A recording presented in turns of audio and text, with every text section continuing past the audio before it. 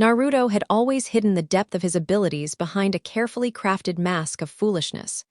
With the Chunin exams approaching, the question lingered in his mind: would he keep hiding behind that mask, or let the world see who he truly was?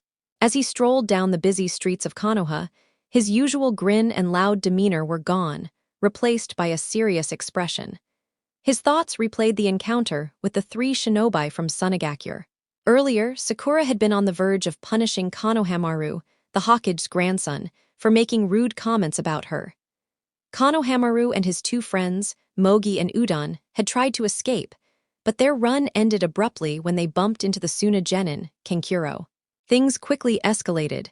Kankuro tried to attack Konohamaru, but Sasuke had intervened, stopping him with nothing more than a flicked pebble. Naruto chuckled quietly to himself, shaking his head. That ego of his is really getting out of hand. Several villagers shot wary glances his way, unsettled by the strangely cold aura he was giving off. But I should keep a closer eye on him. Ever since Nami, Sasuke's attitude has hardened. Knowing there are people our age stronger than him eats away at him. If he keeps spiraling like this, he'll end up doing something reckless and dangerous for all of us. Letting that thought fade, Naruto recalled what the blonde Suna Kunoichi had said. While he had acted excited at the idea of entering the exams, he knew the reality. Only full teams could participate, and only if their sensei deemed them ready. Deep down, he doubted Team 7 was anywhere near prepared. Sakura, despite being top kunoichi of their class on paper, was more or less useless in real combat. She had book smarts, sure, but no practical fighting skills. Naruto often wondered if she secretly wished to end up in danger, hoping Sasuke would swoop in and save her like some storybook hero. Most of the girls in their class weren't much different, fangirls fawning over the brooding Uchiha. Sasuke, meanwhile, wasn't much better. He had talent, that much was undeniable, but mentally he was a mess. Where Sakura was blinded by obsession, Sasuke was weighed down by arrogance and insecurity, both constantly at war inside him. With the level of shinobi expected at the exams, including the Suna Genin, his pride would inevitably take a hit. And when it did, Naruto dreaded what kind of choices Sasuke might make. Then there was himself. To most of the village, Naruto was a hopeless case. A genin who couldn't fight properly, who relied on clones and little else. His taijutsu was sloppy, he had no talent in genjutsu, and aside from the shadow clone technique, he lacked ninjutsu. Even his ability to take care of himself was doubted. But that was the image he allowed them to see, the loud, foolish Naruto. Behind that facade was something else entirely. Hokage Tower Council Chamber, the Sandaime Hokage exhaled a puff of smoke from his pipe as he addressed the group of Jounin and Chunin gathered before him. His sharp eyes scanned the crowd, mostly seasoned Jounin in dark flak jackets, though a handful of lighter green-clad academy instructors stood among them. "You've all been called here for one purpose," he began, leaning back into his chair. "I trust you already know why. So it's that time again," Kakashi muttered lazily, hands tucked in his pockets. Though this wasn't his first time attending such a meeting, it was the first where he would have to consider whether his genin were ready. Chewing on his trademark senbon, Genma Shiranui spoke up. "I've already seen plenty of foreign genin around the village. Looks like the word's out. When do we start?" "In 1 week," the Hokage replied. He cast a glance into his crystal ball, watching his favorite blonde genin walk the streets. Something's different about him today. He sighed as the image faded when Naruto entered his rundown apartment, the same mysterious interference blocking his jutsu as always. Drawing the room's attention back, the Sandaime raised his voice. 7 days from now, on the first day of the 7th moon, the Chunin selection exams will begin." A ripple of murmurs ran through the hall, especially from the younger Chunin. "Now," he continued, "let's hear the nominations, starting with the rookie genin." Kakashi, Kurenai, and Asuma stepped forward. "Kakashi, will begin with you," the Hokage instructed. Many expected Kakashi to remain silent, maybe even admit his team wasn't ready. Some still couldn't believe he had passed a squad at all. But when Kakashi lifted his hand and formed the half-ram seal, jaws dropped. "I lead Team 7. Sasuke Uchiha, Naruto Uzumaki, and Sakura Haruno. I, Kakashi Hadake, nominate all 3 to participate in the Chunin exams." The Hokage's lips curved into a knowing smile. He had suspected Kakashi would choose this path, after reading his report from Nami. Uruka's eyes widened in shock. What? Kurenai stepped forward smoothly. Team 8, Hinata Hyuga, Kiba and Yuzuka and Shino Aburame, I Kurenai Yuyuhi nominate them for the exams. Almost instantly after her, Asuma followed suit. Team 10, Ino Yamanaka, Shikamaru Nara, and Choji Akimichi. I Asuma Sarutobi nominate them as well. Gasps spread through the chamber. It had been years since fresh rookie teams were allowed into the exams, longer still since all the rookies had been nominated at once. Wait just a minute, Uruka burst out, pushing through the crowd. The Hokage looked at him calmly. What troubles you, Uruka? Hokage-sama, forgive me, but these students are too new. I taught every one of them in the academy. They may be talented, yes, but they've only been genin for a few months. They lack the experience. Throwing them into the exams now is reckless. Kakashi turned his head slightly. You forget I became a Chunin younger than Naruto is now. Don't compare them to yourself, Uruka snapped, anger flaring in his voice. Naruto isn't you, none of them are you. The Chunin exams are dangerous, Uruka. The Hokage's tone cut him off gently. I understand your concerns, but Kakashi, that's enough, Kurenai interjected, sensing the tension. But Kakashi's reply was sharp. Stay out of it, Kurenai. Uruka needs to realize these aren't his students anymore. They're shinobi under my command. Uruka clenched his fists, gritting his teeth in frustration. He knew he couldn't change the decision now. The Hokage raised a hand to restore order. Let's move on. Are there any other nominations? A few veteran jounin stepped forward to put forth their teams, but much of the room's attention shifted to a figure clad almost entirely in green, who strode forward to stand beside Kakashi. I was the one who trained last year's Team 9, Neji Hyuga, Rock Lee, and Tenten. I, Might Guy, officially put forth my students as candidates for the Chunin selection exams, declared the green-clad jounin, finishing with his trademark, nice guy stance, teeth sparkling brilliantly. He then turned toward his lifelong rival, voice shifting into something more serious. Kakashi, my eternal rival, are you absolutely certain your genin are prepared for such a grueling test? I held my own team back a year to sharpen their skills, so they would be ready for what lies ahead. Peeking up lazily from the pages of his infamous orange book, Kakashi shrugged off the glares of the kunoichi nearby. Did you say something, Guy? ARGH, curse your cool, carefree attitude, KAKSHI, Guy bellowed, dropping into dramatic poses while the surrounding shinobi sweat-dropped at the pair's antics. Anyway, Kakashi muttered, calmly flipping another page, how I handle my team isn't your business. Besides, you can't really judge their abilities when you've never seen them fight. Before Guy could counter, the Hokage's voice cut through the room. That's enough. If there are no further nominations, then this meeting is officially adjourned. Rising from his chair, the third Hokage disappeared in a blur, followed closely by the other attending jounin. Had anyone lingered just a little longer, they would have noticed a shadow detach itself from the corner of the room before vanishing silently. This should be entertaining. I wonder how Naruto will react to the news. Naruto's apartment cross-legged on his small bed. Naruto sat completely still, eyes shut in meditation.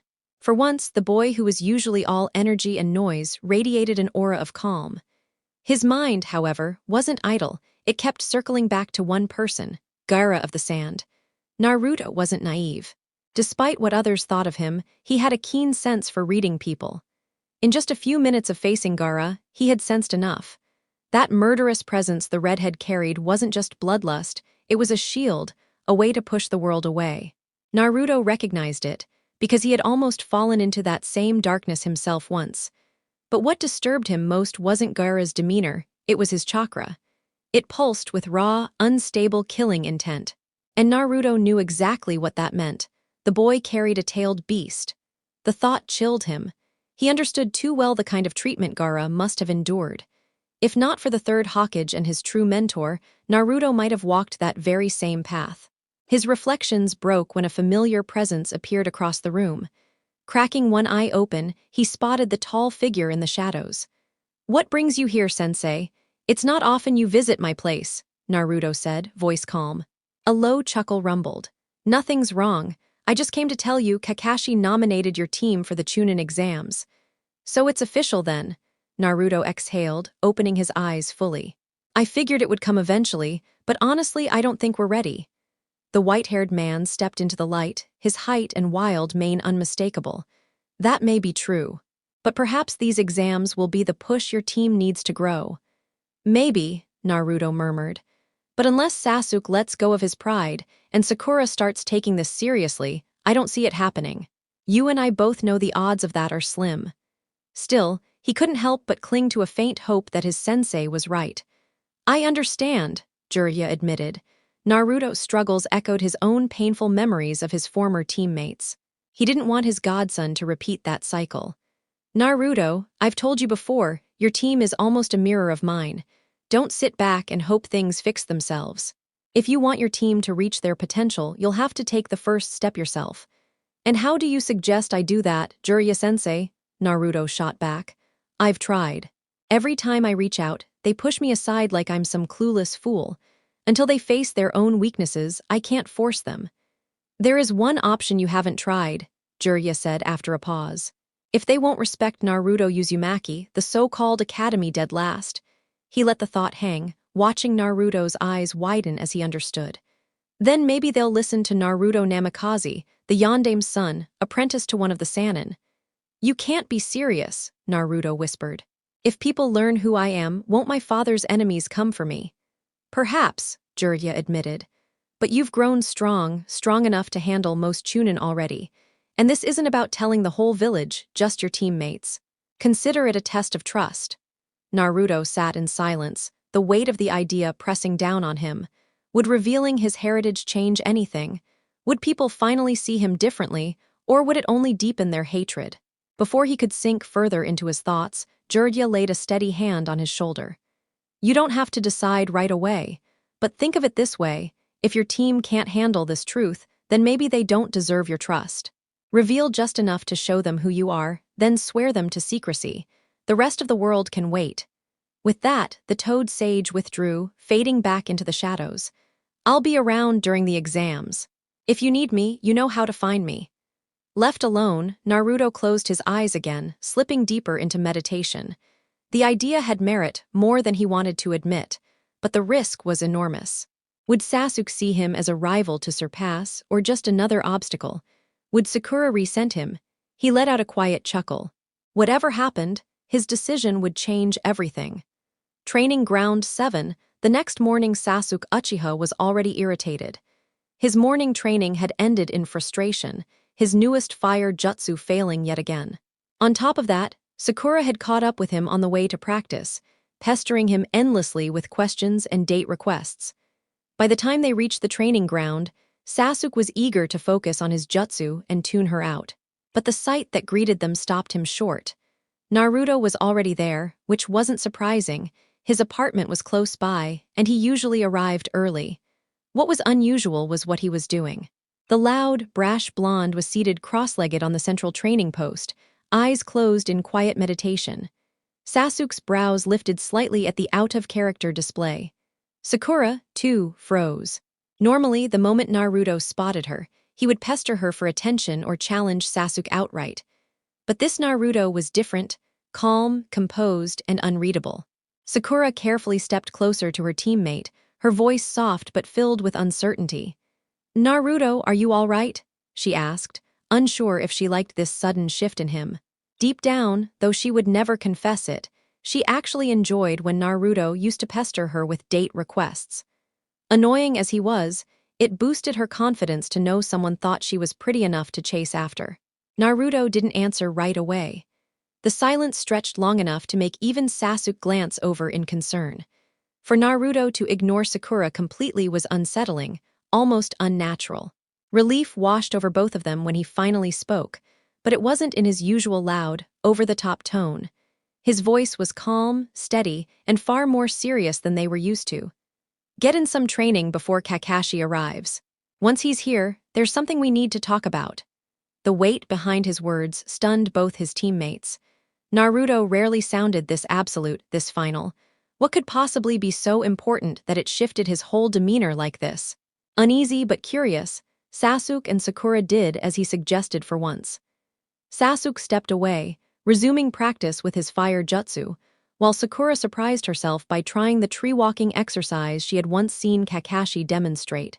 Nearly an hour passed before Naruto's voice broke through the quiet. "All right, Kakashi, come out already. Now's not the time for your usual games." Both Sakura and Sasuke blinked in confusion. Naruto hadn't moved from his meditative stance, yet somehow, he had sensed their sensei before either of them. A soft rustling confirmed his words as Kakashi emerged from the trees, for once without his infamous little orange book in hand. The Jonin's single visible eyebrow rose. He hadn't been hiding seriously, but for a genin to pinpoint him so easily, and Naruto of all people, that was no small thing. He was about to introduce the Chunin exams when Naruto's voice cut him off. "Before you start, Kakashi, there's something we need to settle first." Without waiting for a reply, Naruto reached into his pouch and pulled out a prepared seal tag. He tossed it to the ground, formed the tiger hand sign, and murmured, "Seal of silence, Fuin." The tag glowed faintly blue, a wave of chakra spreading outward like an invisible dome. Opening his eyes, Naruto hopped down from the wooden post. For the first time, his team got a full look at him, and only then did they notice how different he looked. Gone was the bright orange jumpsuit. In its place, black cargo pants tucked into mesh wrappings, sandals laced tight, and a sleeveless crimson shirt with the black Uzumaki swirl boldly imprinted on the back. A fitted mesh undershirt showed through at his shoulders, with dark bandages wrapped around his forearms. Weapon holsters and twin pouches strapped to his thighs and back gave him a more professional appearance, and two black-edged scrolls rested at his lower back. Even his headband's cloth had changed, black instead of blue, its longer ends brushing his shoulders. Kakashi tilted his head. "Well, I have to admit, Naruto, you never fail to surprise. The new look works. But what's more shocking is this Fuinjutsu. That's one of the rarest arts we have. It's not something you just stumble across in a library scroll." Naruto smirked knowingly, catching the guarded edge in his sensei's tone. That was exactly the reaction he had wanted. "You're right, Kakashi. Fuinjutsu isn't something people just pick up alone. And I didn't either. I had a teacher, my real teacher, who's been training me since I was 8. Kakashi's hand twitched slightly near his pouch. His voice sharpened. "Real teacher, and who would that be?" Naruto's grin widened. "My godfather." The shock on Sasuke, Sakura, and Kakashi's faces was almost comical. "Godfather," Sakura repeated, eyes wide. "But you're an orphan, aren't you?" The words slipped out before she realized how cruel they sounded, and she quickly covered her mouth. I didn't mean Naruto, I'm sorry." Naruto chuckled drily, the sound unsettling in its emptiness. Even Sasuke stiffened. "Relax, Sakura. The fact that you even bothered to apologize, that means something to me." His tone softened for a moment, though he noticeably left off his usual affectionate Chan when saying her name. "And to answer you, yes, I'm an orphan, but that doesn't mean I have no one who cares about me, and about being clanless." His eyes hardened. "That's one of the truths I'm going to tell you now." Kakashi's stomach dropped. The pieces clicked instantly. "You know who your parents were." A storm of thoughts ran through him. For years, he had been forced by the council to neglect Naruto, to channel his focus toward Sasuke while giving Sakura just enough guidance to keep appearances. It was something he hated, something that ate away at him every day. Now, if Naruto truly knew, then maybe Kakashi could finally stop lying. Maybe he could train his team his way, without the chains of the elders dragging him down. Across from him, Sasuke felt his own perspective shift. He had long since suspected Naruto had more to his past than he let on, especially after their mission in the Land of Waves. If Naruto was truly from a clan, if he carried a legacy as deep as Sasuke's own, then perhaps the bond between them was stronger than he imagined. Maybe Naruto wasn't just a rival, maybe he was the closest thing to a brother.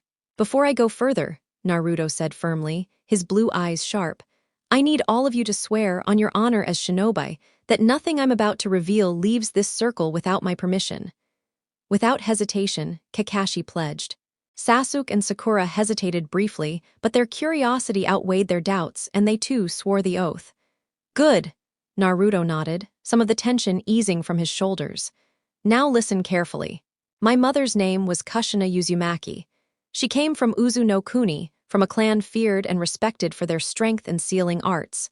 My father, he was born here in Konoha, an orphan like me. His name was Minato Namikaze, the fourth Hokage. The silence that followed was absolute. Kakashi's chest tightened, struggling not to let out a laugh or a shout of relief.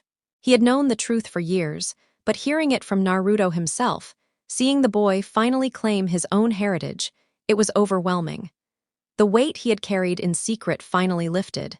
For the first time in years, he felt free to be the teacher he always wanted to be. If not for the sudden shift in Naruto's demeanor and how serious he was being about it, Sasuke and Sakura probably would have laughed at the idea of him being the son of the fourth Hokage. But the fact that Kakashi, the fourth's own student, didn't deny it only made them hesitate. What stood out even more was that Naruto wasn't running around shouting this news across the village. That alone made it clear how important the matter was, and gave his words a weight they couldn't ignore. Naruto was just beginning to doubt Jiraiya's claim when Sasuke snapped him out of his thoughts. "You're serious, Naruto?" Sasuke actually calling him by name caught Naruto off guard and even pulled Kakashi and Sakura out of their stupor.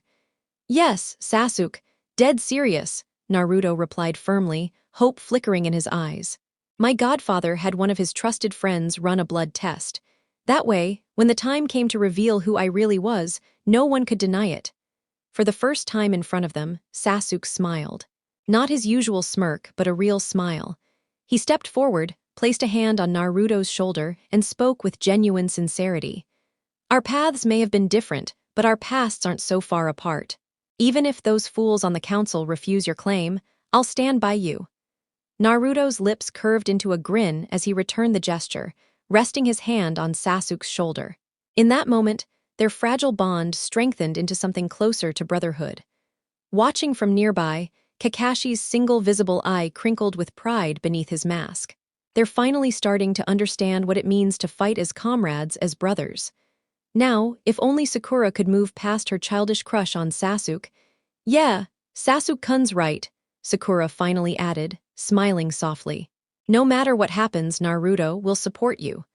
All three boys sighed inwardly.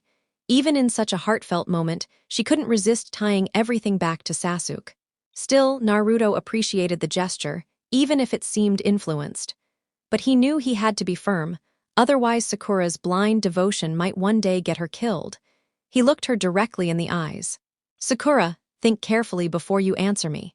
Do you really mean what you just said, or are you only saying it because Sasuke did?" The pink-haired Kunoichi opened her mouth to quickly agree, but froze when she caught not only Naruto's serious gaze, but Sasuke and Kakashi's as well. Staring at the ground, she realized she had always gone along with Sasuke without thinking for herself. This time, though, she asked herself honestly, did she truly mean what she said? After everything, Naruto had shown her trust, loyalty, and courage time and again. For once, she wanted to return that trust. When she lifted her head, determination burned in her green eyes. "I mean it, Naruto. I'll stand by you because that's what teammates are supposed to do." Naruto smirked lightly and beckoned her over. When she joined them, he placed his other hand on her shoulder. "Thanks, Sakura, you're right. That's what teammates are for." Sakura gave a playful smile, flipping her hair. "Of course I'm right. I was the top kunoichi in the academy." Even Sasuke cracked the faintest smirk at that, silently admitting that when Sakura wasn't obsessing over him, she could actually be tolerable company. Kakashi's quiet smile returned as he watched his team come together in their own way. But then his expression darkened. Their teamwork is better, but skill-wise, only Sasuke and Naruto are prepared for the Chunin exams. I'll have to push them hard this week to make sure all three are ready for what's coming. "All right, team," Kakashi finally spoke, drawing all eyes to him. "Originally, I called this meeting to let you know I nominated you for the Chunin exams next week, then give you time to rest and prepare on your own." Sasuke and Sakura widened their eyes in surprise, but Naruto remained calm, something Kakashi had expected. However, plans have changed. With Naruto's new abilities coming into play, we need to adjust. "Sasuke, I'll work on refining your Sharingan. Sakura, will increase your chakra reserves, sharpen your taijutsu, and start you on the basics of medical ninjutsu. For now, we're beginning with a chakra control drill, water walking." "I already mastered that one, Kakashi-sensei," Naruto said, finally using the proper honorific out of respect for Kakashi's approach. I can train Sasuke and Sakura while you grab the medical scrolls and supplies we'll need." "I thought as much," Kakashi replied, his eye narrowing in amusement. "All right, Naruto. Get them started, I'll be back shortly." With a puff of smoke, he was gone. Naruto turned to his teammates and motioned toward the nearby river. Without hesitation, he strode across the surface, stopping in the center as Sasuke and Sakura stared, wide-eyed. Smirking, he explained, "This exercise is like tree walking, but instead of fixed chakra, you release a steady flow through your feet to stay on top. Sakura, place one foot down until you find the right balance, then step out fully. Repeat until it feels natural. Sasuke, use your Sharingan to study how my chakra flows and replicate it, but remember, everyone's control is different." Sakura nodded and began carefully testing the water's surface, while Sasuke activated his Sharingan and observed Naruto's chakra flow. His first attempt sank him ankle-deep, but after adjusting his output, he began to rise more steadily. 30 minutes later, Kakashi returned to see Sakura jogging lightly across the water to push her chakra limits, while Naruto sparred with Sasuke on the river's surface, forcing him to multitask. "That's enough," Kakashi called, gathering the three. "Now, before we continue, I'm going to test your elemental affinities. This will determine which jutsu come naturally and which you'll need to train harder for. Naruto, I assume your other teacher already tested you." "Yeah, wind and water," Naruto answered, pulling out a chakra paper. When he channeled energy into it, it split in half, one side slicing clean, the other dampening with moisture. "2 elements already, impressive. One offensive, one defensive, it's a strong mix. Now, Sasuke, Sakura, try these." Sasuke's paper wrinkled instantly, while Sakura's hardened and crumbled into dirt. "Well, this is interesting," Kakashi said, eye narrowing thoughtfully. "Between the three of you, you cover every element. Sasuke, your affinity is lightning, same as mine. Sakura, yours is earth, one of the best defensive types. Tomorrow we'll begin elemental training. For now, Sasuke, Sakura, head home and study these theory scrolls. Naruto, stay. I need to properly gauge your skills to plan how you three can work together and cover each other's weaknesses." Sasuke and Sakura accepted the scrolls Kakashi had handed them, but instead of heading off, they made their way toward the wooden training posts and sat down. Both of them were curious to see just how strong their teammate really was. Kakashi, noticing they weren't budging, shifted his focus to Naruto, only to be forced into a quick duck when a powerful roundhouse kick came for his head. The blow would have left his ears ringing had it connected. Barely regaining his footing, the silver-haired Chunin had to roll aside as Naruto followed up with a chakra-fueled punch that cracked the ground and left a small crater. For a brief moment, Kakashi could only stare, startled at the sheer strength his student displayed.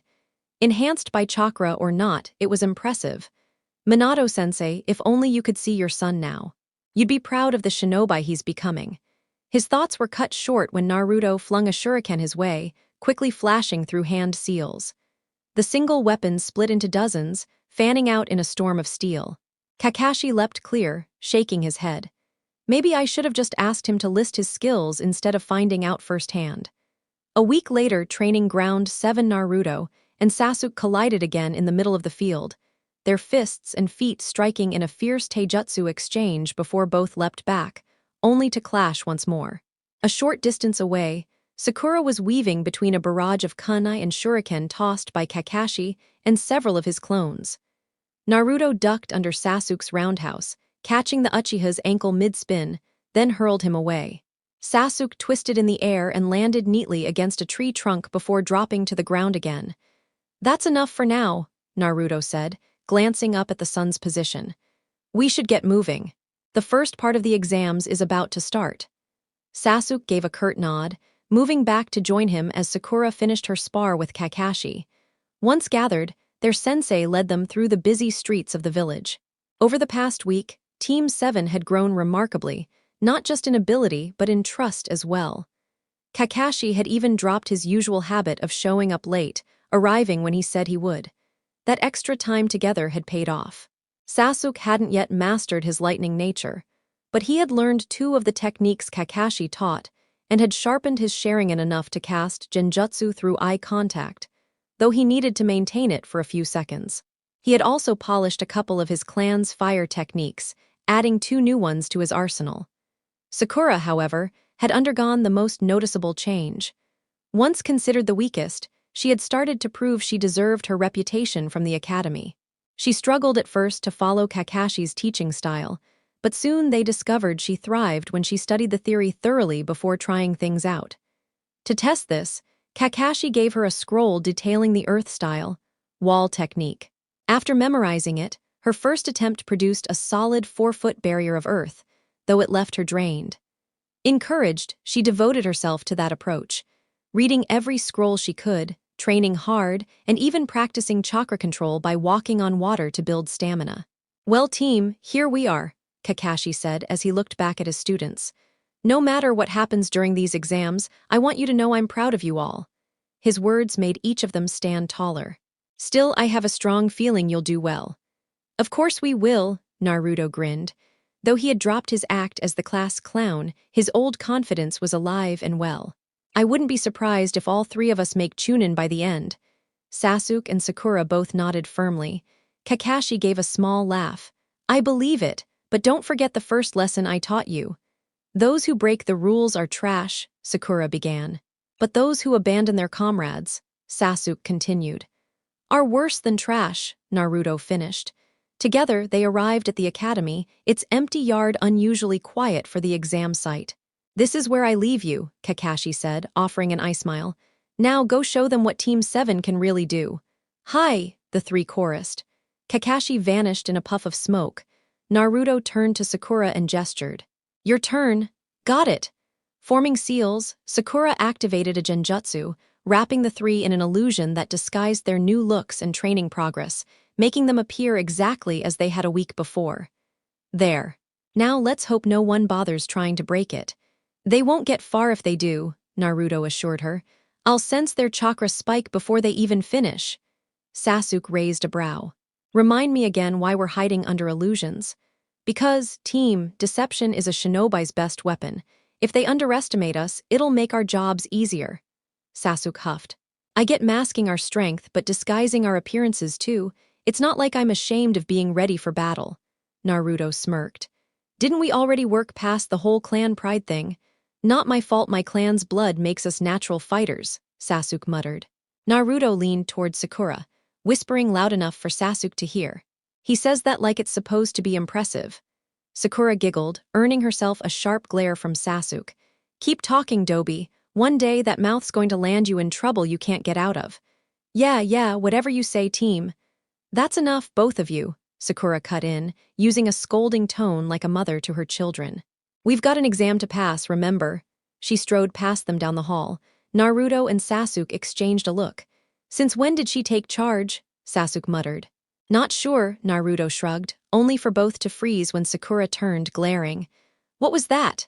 "Nothing," they said in unison, quickly hurrying along. When they reached the third floor, a crowd of genin blocked the way, two older ones standing guard at the door. "Let us in already," shouted a girl with her hair in buns, helping her teammate up. Naruto and Sasuke exchanged a knowing glance. Without hesitation, Team 7 moved past the commotion and headed toward the real exam room. From the sidelines, a pale-eyed boy observed them with a faint frown. Spotting the Uchiha crest on Sasuke's shirt, he thought, so that's Team 7. For students of the copy ninja, they don't look that remarkable. Not that it matters, fate has already chosen the outcome. Turning back to his teammates, he led them down another hallway. It didn't take long for Team 7 to arrive at the true exam hall. As soon as they stepped inside, the killing intent of hundreds of genin slammed against them. Naruto shrugged it off, his training with Jiraiya had toughened him to it. Sasuke, though rattled inwardly, held firm out of pride. Sakura trembled, her lack of experience showing, until Naruto gave her a steady, reassuring glance that helped her calm down. They had just started to move toward a corner when a squeal cut through the air.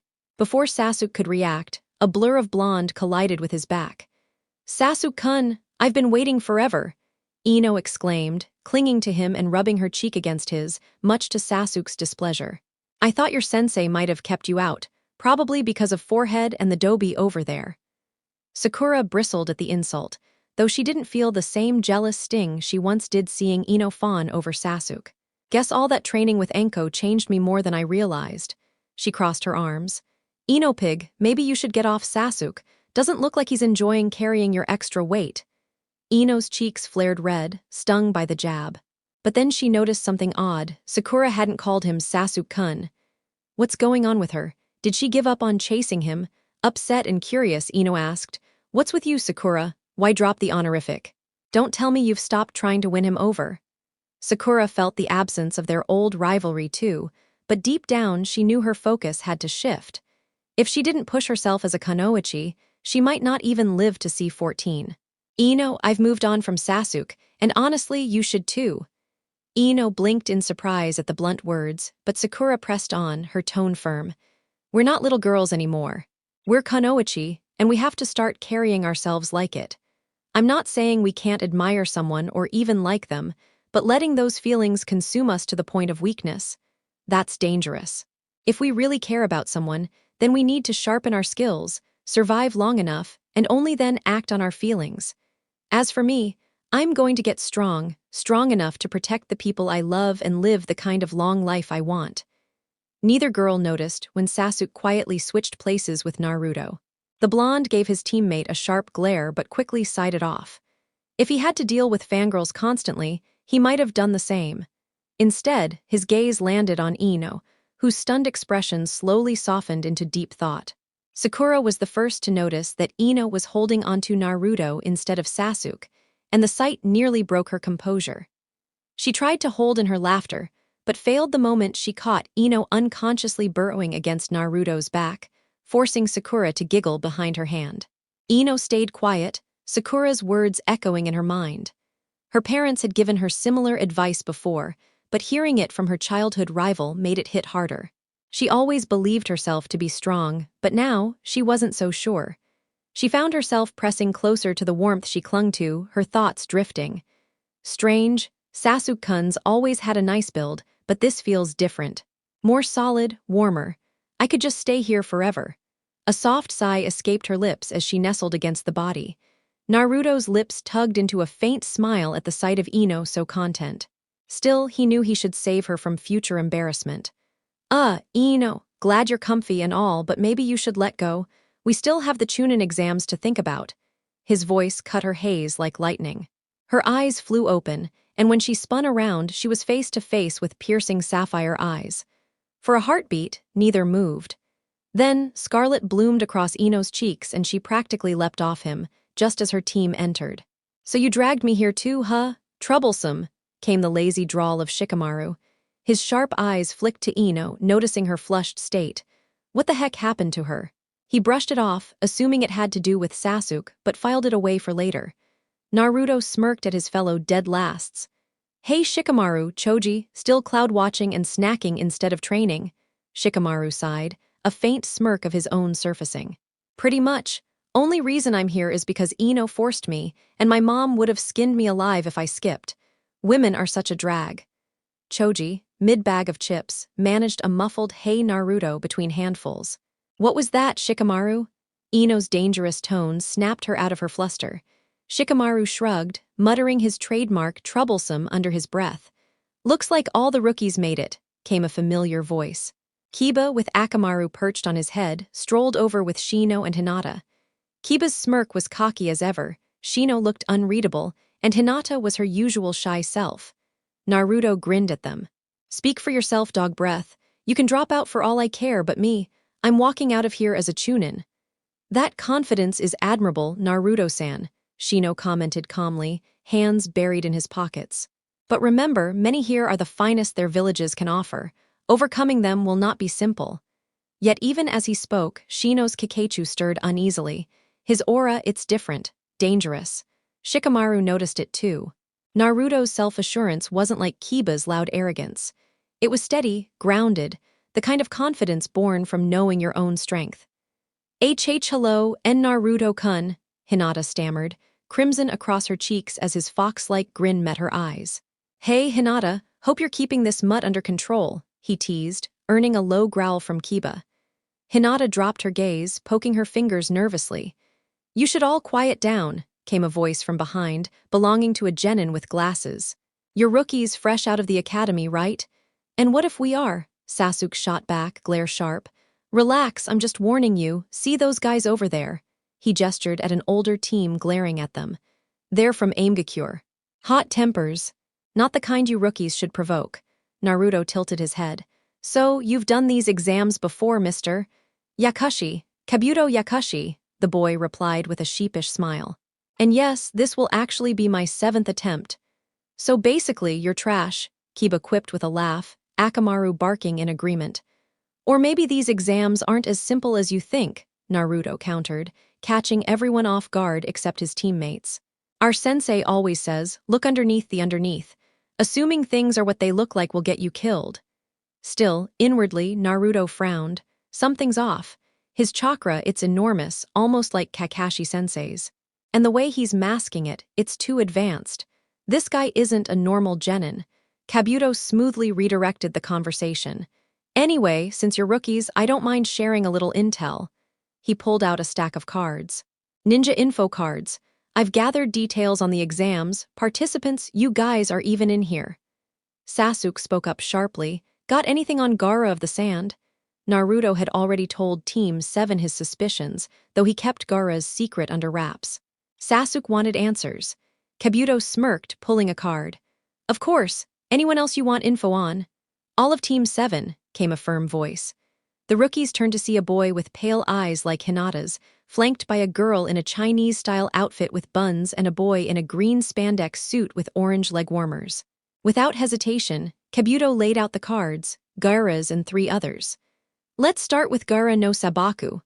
He spun the card, and a puff of smoke revealed the picture of a red-haired boy with cold turquoise eyes and the kanji for love etched on his forehead. Mission records, not much detail, but he's cleared 8 C ranks and a B rank as a genin. Very rare. His teammates. His siblings, Temari and Kankuro. Word is, he was handpicked by the Kazekage himself. And rumor has it, he's never returned from a mission with a single scratch. All of the genin who overheard the intel on the red-headed boy tensed up immediately.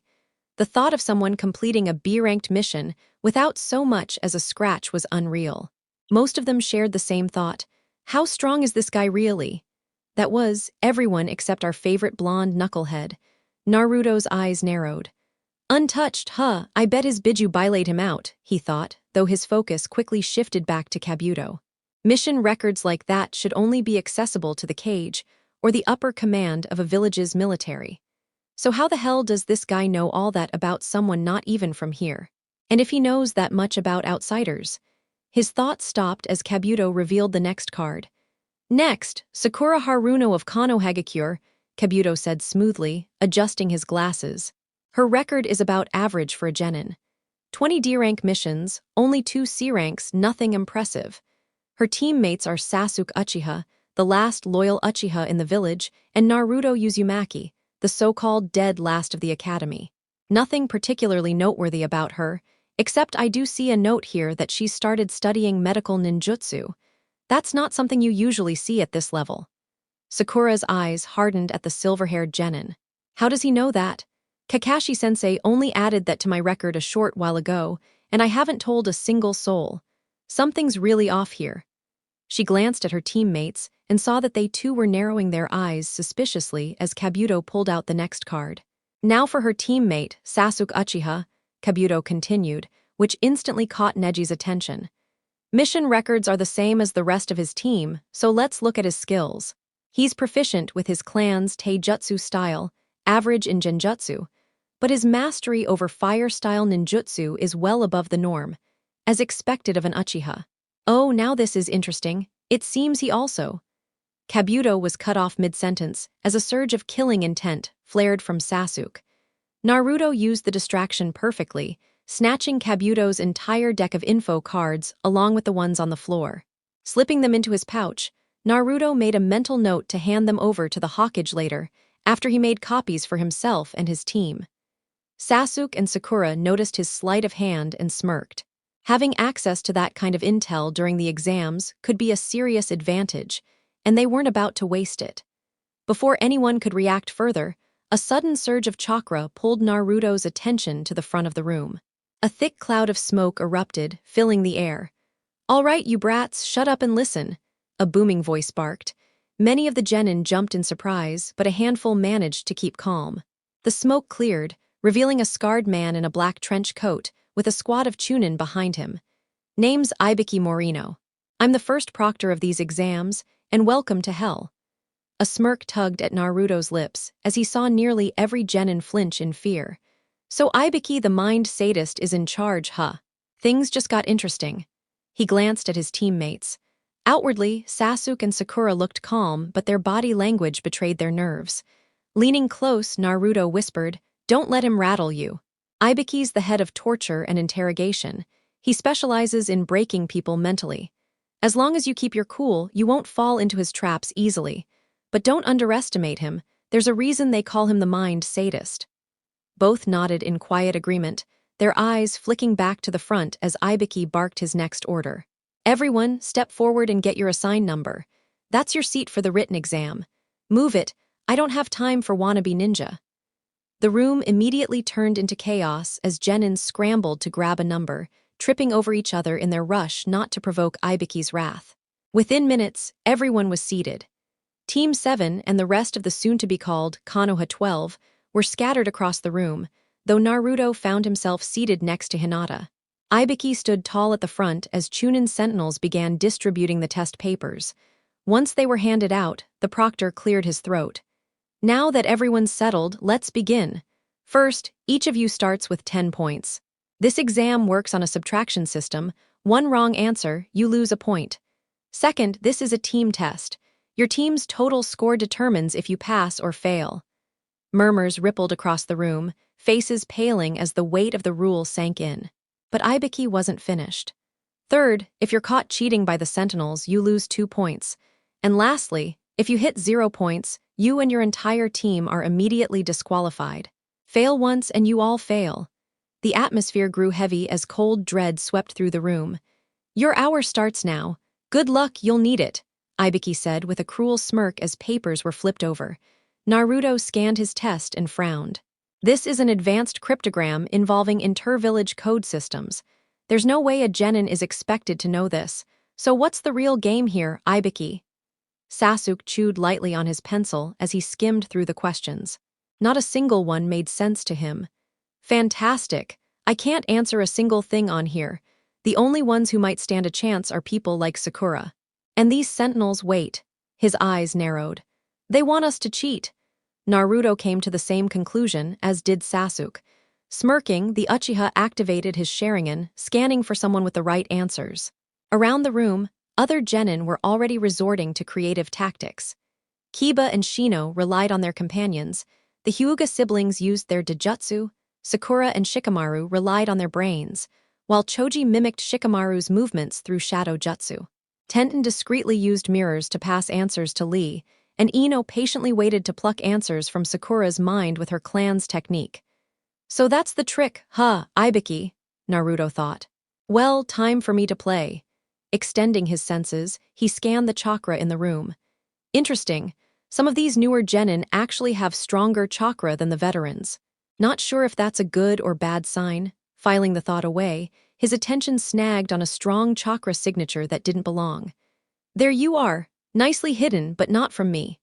Forming a discreet half-ram seal under his desk, Naruto laid his palm flat on the test. A thin layer of chakra coated the paper, and a faint chain of energy extended toward the floor. Carefully, he slid the test across the ground until it reached the disguised Chunin's desk, out of sight of the others. When the Chunin looked away, Naruto switched the 2 sheets in an instant, leaving the proctor with a blank exam while pulling the completed one back to his own desk. "My control's improving. Almost ready for combat use," Naruto thought, glancing up just as a team of Kusagakure genin were tossed out for cheating. Smirking faintly, he leaned back. "Now all I have to do is wait." Time slipped by quickly for the blonde boy, who sat quietly with his eyes closed in meditation. Naruto hardly noticed the minutes passing, though his classmates certainly did. His unusual calmness hadn't gone unnoticed, especially by another blonde, Ino Yamanaka. "What's going on with Naruto?" she thought, narrowing her eyes at him. "The guy I know would be panicking at the idea of a written test. He can't even sit still for 5 minutes, yet here he is acting like a monk. Something definitely happened to him, and I'm going to find out what. Determined, the Yamanaka heiress began preparing her mind-body switch technique, only to be interrupted by the deep growl of Ibuki's voice. "Listen up, brats," Ibuki barked, his scarred face pulling every eye to him. 45 minutes have gone by, and now it's time for the 10th question. But before we start, you need to hear a few special rules that apply only to this question. A genin from Suna raised his hand nervously. "What do you mean, special rules?" Ibuki let out a low, dark chuckle that made the air feel heavier. "I mean rules born from desperation. Rule number 1. You must decide whether or not to even attempt the 10th question." Temari, leaning forward from her seat, scowled. "And if we don't, what happens then?" His grin widened just enough to be unsettling. "If you choose not to answer, your score drops to 0, and you and your team fail instantly." "What? That's insane. Then of course we'll take the question." "You didn't let me finish." His tone sharpened like a blade. "If you choose to answer and get it wrong, you'll be permanently banned from ever attempting the Chunin exams again." The room fell into dead silence. Even the sound of breathing seemed too loud. It was Kiba who finally broke the tension, slamming his hand on the desk. "That's bullshit. What about the people who have failed before? You can't just—" Ibuki's laughter grew harsher, sending shivers down the spines of the weaker genin. "Too bad. This year I set the rules. But," his tone softened slightly, "I'll give you an escape route. Anyone who doubts themselves can quit now and try again next year. The choice is yours." The silence returned, thicker than before. Naruto sat still, eyes shut, focusing on the flow of chakra signatures around him. Ibuki's a master of psychological warfare. He's rattled almost everyone already. It won't be long before his thought was cut off when someone nearby stood suddenly. I can't, I quit." Number 50 eliminated. Team 130 gone. Team 111 you fail as well. With the first dropouts, more began to crumble like dominoes. Naruto stayed quiet, listening, watching, until he felt the tremor in Hinata's chakra beside him. "Hinata, she's trying to stay strong for her teammates, but the pressure's crushing her. She needs help." Opening his eyes, Naruto pulled a kunai and flicked it forward with pinpoint precision. The blade sliced Ibuki's collar, but didn't harm him. Gasps filled the room as everyone stared at the rookie who dared to defy the proctor. Ibuki raised an eyebrow. "Something you want to say?" "Yeah," Naruto replied firmly. "Don't underestimate me. I'm a shinobi. That means I don't back down from challenges. You can try to scare me, but as long as I'm breathing, I'll never quit." For a moment, Ibuki studied him silently. "This one, he's different from the rest." "You realize this choice could define your whole future?" Naruto smirked, folding his arms. "The fourth Hokage once said, 'Those who abandon justice have no courage, but under the guidance of a true leader, cowardice can't exist.' My dream is to become Hokage. If I don't believe in myself here, how could I expect others to believe in me as their protector? This is my ninja way." The fire in his words spread to the others. Fear melted from their faces, replaced with determination. Ibuki couldn't help but note the shift. Interesting, he's turned their doubt into resolve. 78 remain more than I thought. But after that speech, none of them are backing down now. Finally, Ibuki exhaled and gave a nod. "If you're all this determined, then there's nothing more to test." For the first time, his grim mask softened into a smirk. "Congratulations, passed the first stage of the Chunin exams." "What?" Sakura blurted. "But what about the 10th question?" "There never was one," Ibuki said with amusement. "Or maybe your decision to stay was the answer." Temari slammed her hands on the desk. "Then what about the first 9 questions? Were they a waste?" "Hardly. They served their purpose." He tugged at the knot of his bandana. "Those questions tested your ability to gather intelligence under hostile conditions. To give you a fair chance, we even planted Chunin among you as sources to cheat from. But those who cheated clumsily failed. Because in the shinobi world, information can be worth more than life itself." When he removed the bandana, a collective gasp rang out. His scalp was covered in scars and puncture wounds, grim evidence of a life lived in torture and interrogation. People die to obtain knowledge. That's the reality you must face. After securing the bandana again, he concluded, "The first stage is finished. Good luck in what's to come." As if on cue, a black sphere crashed through the window, unraveling into a banner. A wild-haired woman stood proudly in front of it. Listen up, brats, party time's over. I'm the proctor for the second exam, Anko Mitarashi. Follow me to the site of the next test. The stunned silence that followed made her flush with embarrassment. You're early again, Ibiki muttered from behind the banner. Her blush deepened, though it quickly turned into irritation as she glanced at the crowded room. Wait a damn second, Ibiki. You let 26 teams pass. I knew this year's test was lighter, but come on.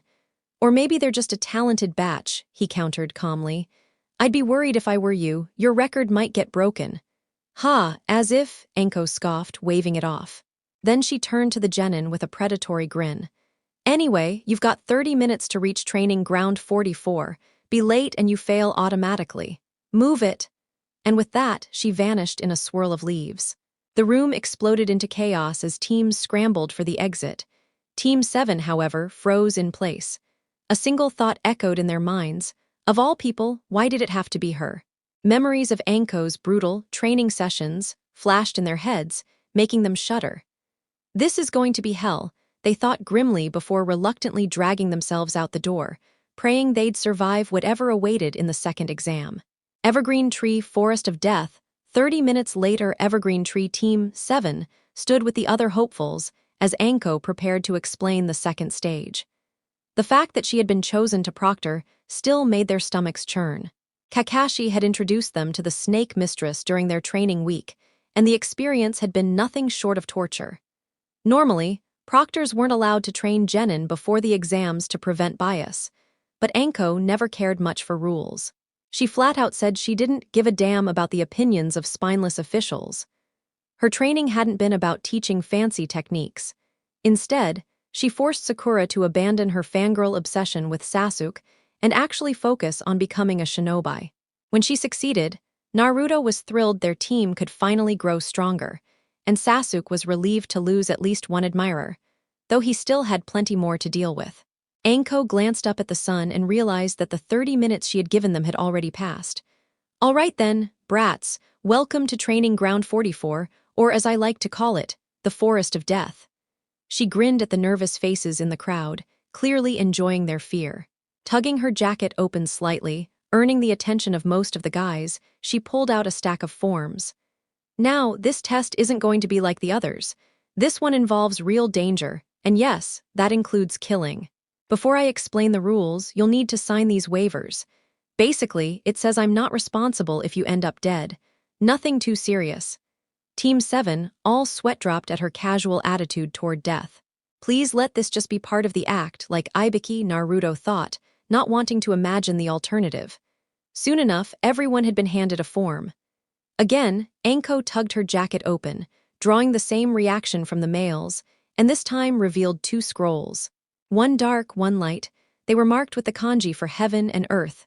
Here's the deal, she said with a sharp smile. Each squad gets either a heaven scroll or an earth scroll. Once you've got yours, you'll head to your assigned gate. When the signal is given, you'll enter the forest. The goal? Make it to the central tower within 5 days with both types of scrolls. That means you'll need to take the opposite scroll from another team. The rules are simple. No peeking at the contents of your scroll, and your whole team must survive to pass. Other than that, anything goes. Fighting, ambushes, torture, killing, it's all allowed. She tucked the scrolls back into her jacket and smiled sweetly. Any questions? One genin nervously raised his hand. What happens if someone looks inside the scroll? Anko chuckled darkly, sending a chill through the crowd. Let's just say you don't want to find out. Consider it a bad idea and leave it at that. Now hurry up, sign the papers, grab your scroll, and head to your gate. The exam starts when I say so. One by one, teams moved behind a curtained booth to receive their scrolls. Team 7 stood off to the side, watching carefully. They're not letting anyone know which scroll they're handing out or who's holding it, Sakura noted. Of course not, Naruto replied, arms crossed. They want to see how we act in a real mission. The less information we have about our targets, the more it tests us. His eyes followed Gaara's team as they disappeared behind the curtain. Just like Ibiki said, Sakura muttered. Knowledge is survival here. Every squad is our enemy now, even if they're from our own village. Sasuke shoved his hands into his pockets. The tower's clearly the location for the next stage. Why else send us all the way there? Yeah, Naruto agreed. If they're keeping with tradition, the third part will probably be one-on-one fights, which is why, once we're inside and out of sight, we'll drop the act and stop hiding who we are. Finally, Sasuke smirked. Keeping up this fake genjutsu disguise has been irritating. I'd rather test my skills properly. Sakura and Naruto both nodded. After handing in their forms, the team received a heaven scroll, which Naruto tucked into his hip pouch. Soon after, they stood at Gate 12, ready for the start. Elsewhere, Team 10 waited as well. Choji nervously counted his chip supply, practically begging to restock before entering. Shikamaru grumbled about how troublesome everything was, though his sharp mind was already analyzing which squads would be easiest targets. Ino, however, was lost in her own thoughts. Ever since the first exam, she hadn't been able to shake what she felt when she accidentally ended up pressed against Naruto. He wasn't just in shape, he was solid, strong. More than that, she couldn't stop remembering how warm he felt, how natural it seemed to hold on to him. What's wrong with me? I don't like Naruto. I love Sasuke. Right, but Sakura's earlier words echoed in her mind. Was forehead right? Did I let my crush blind me and hold back my training? Her musings were cut short by Anko's voice booming over the speakers. All right, brats. The second stage of the Chunin exams starts now.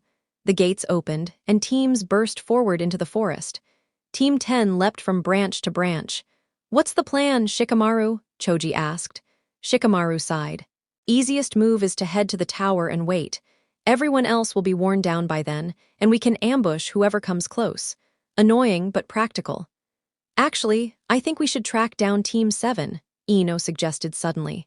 Huh, why? Shikamaru raised an eyebrow, though he already suspected her reasoning.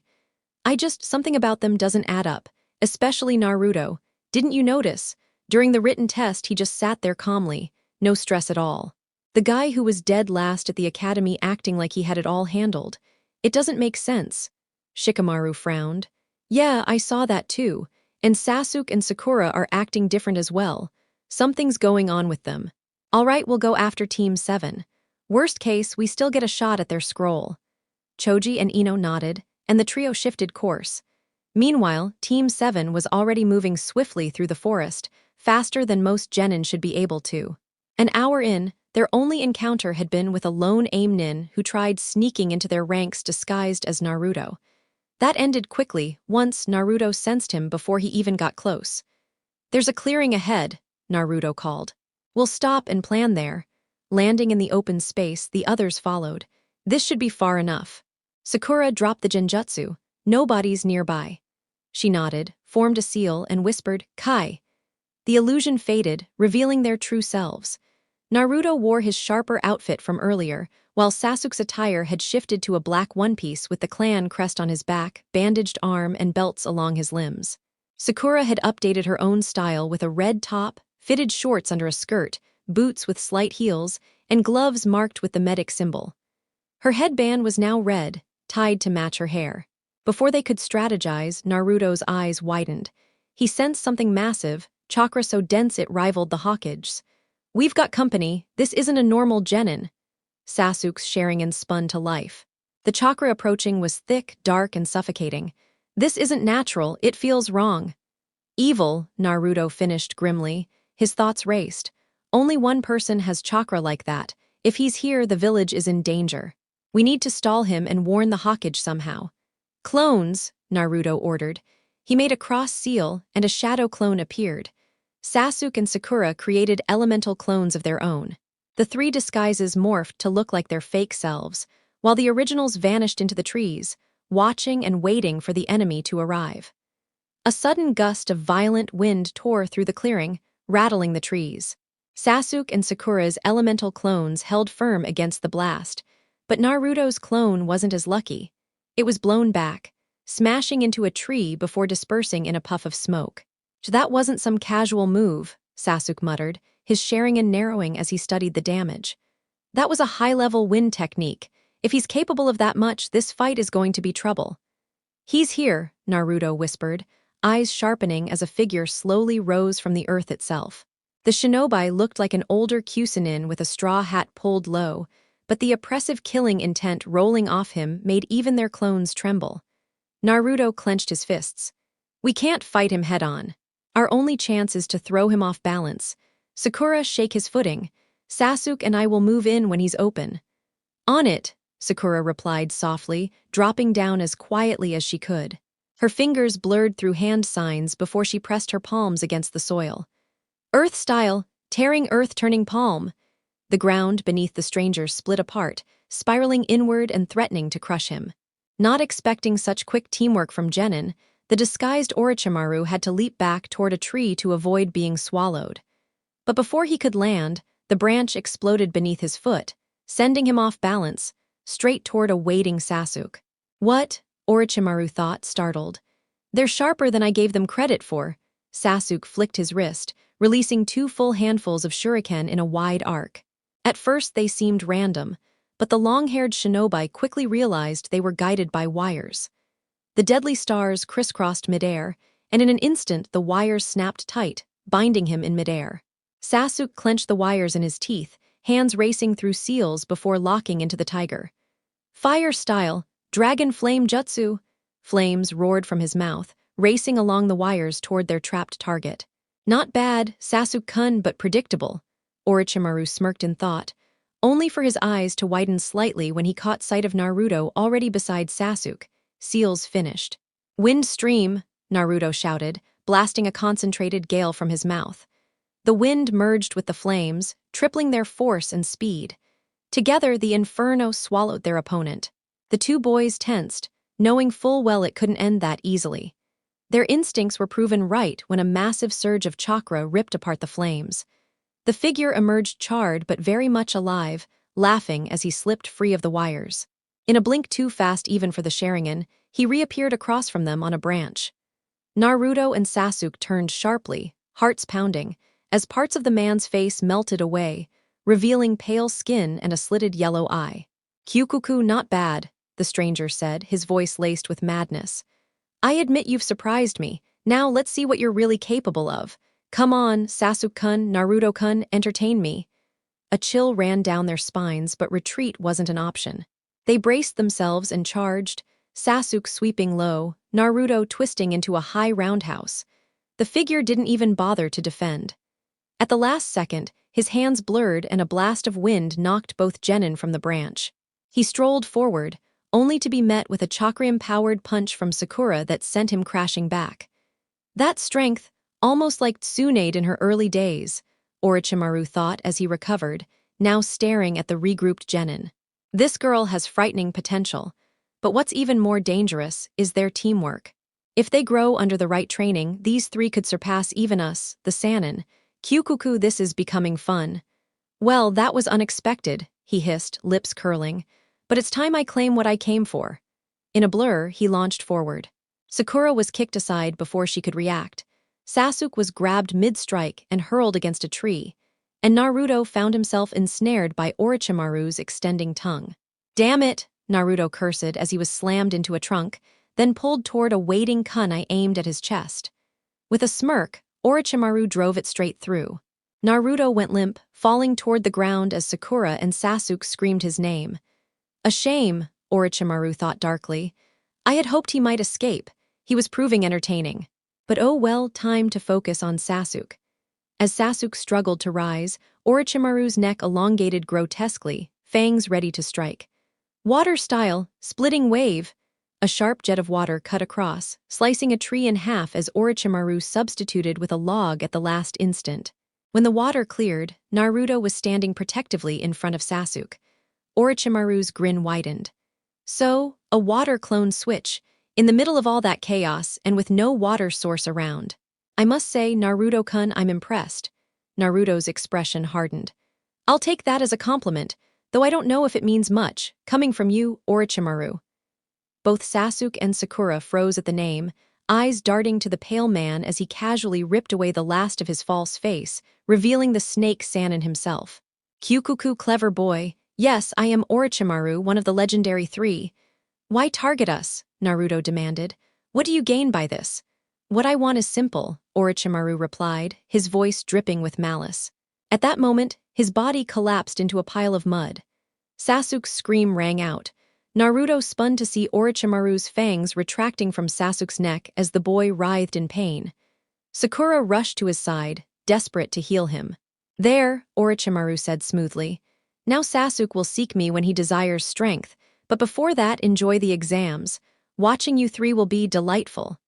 With a chuckle, he tossed the earth scroll toward Naruto, who caught it in shock. "A token of appreciation. When Sasuke awakens, tell him I'll be waiting." With that, Orochimaru vanished into the trees, leaving Team 7 reeling. Naruto cursed under his breath, pocketing the scroll before hefting Sasuke over his shoulder. "We're too exposed here. Let's move, Sakura. We need cover before we figure out what the hell he did to Sasuke." Sakura nodded quickly, and together they disappeared into the forest. By nightfall, the Forest of Death buzzed with ongoing battles. Team 7 had settled against a large tree, Sakura tending to Sasuke while Naruto sat nearby, the scroll clutched tightly in his hand. His mind spun with questions. What was his true goal? If all he wanted was to brand Sasuke, why not just kill Sakura and me? He had every chance to finish us off. And then, giving us the scroll. None of it makes sense. "Hey," Sakura's voice broke through his thoughts. She had finished checking Sasuke and now sat beside Naruto. "He's stable. Some pain, a little fever, but nothing life-threatening." Naruto nodded distractedly, still staring at the scroll.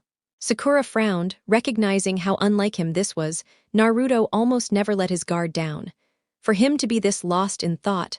"Something's wrong," she said softly. "Naruto, we're a team. You can talk to me." Naruto exhaled, eyes narrowing. "It's just, his attack doesn't add up. He marked Sasuke, sure, but he could have ended the rest of us without breaking a sweat. So why didn't he? And why hand us the scroll like some kind of gift?" Sakura placed her hand gently over his, wordlessly urging him to keep talking. She could tell Orochimaru's appearance was weighing on him, but she also knew there was more to Naruto's unease than he was letting on. "Naruto," she began, leaning in so their eyes met, "I know what happened is bothering you, I feel it too, but I can tell there's something deeper. Please tell me what's really on your mind." Naruto's lips twitched into a small smirk as he met her emerald gaze. No matter how hard he tried, Sakura always seemed to see right through him. Looking away, he scanned the treetops for any signs of danger. "It's just, I feel like I should be stronger than this. I let you and Sasuke down because I couldn't protect you when it mattered.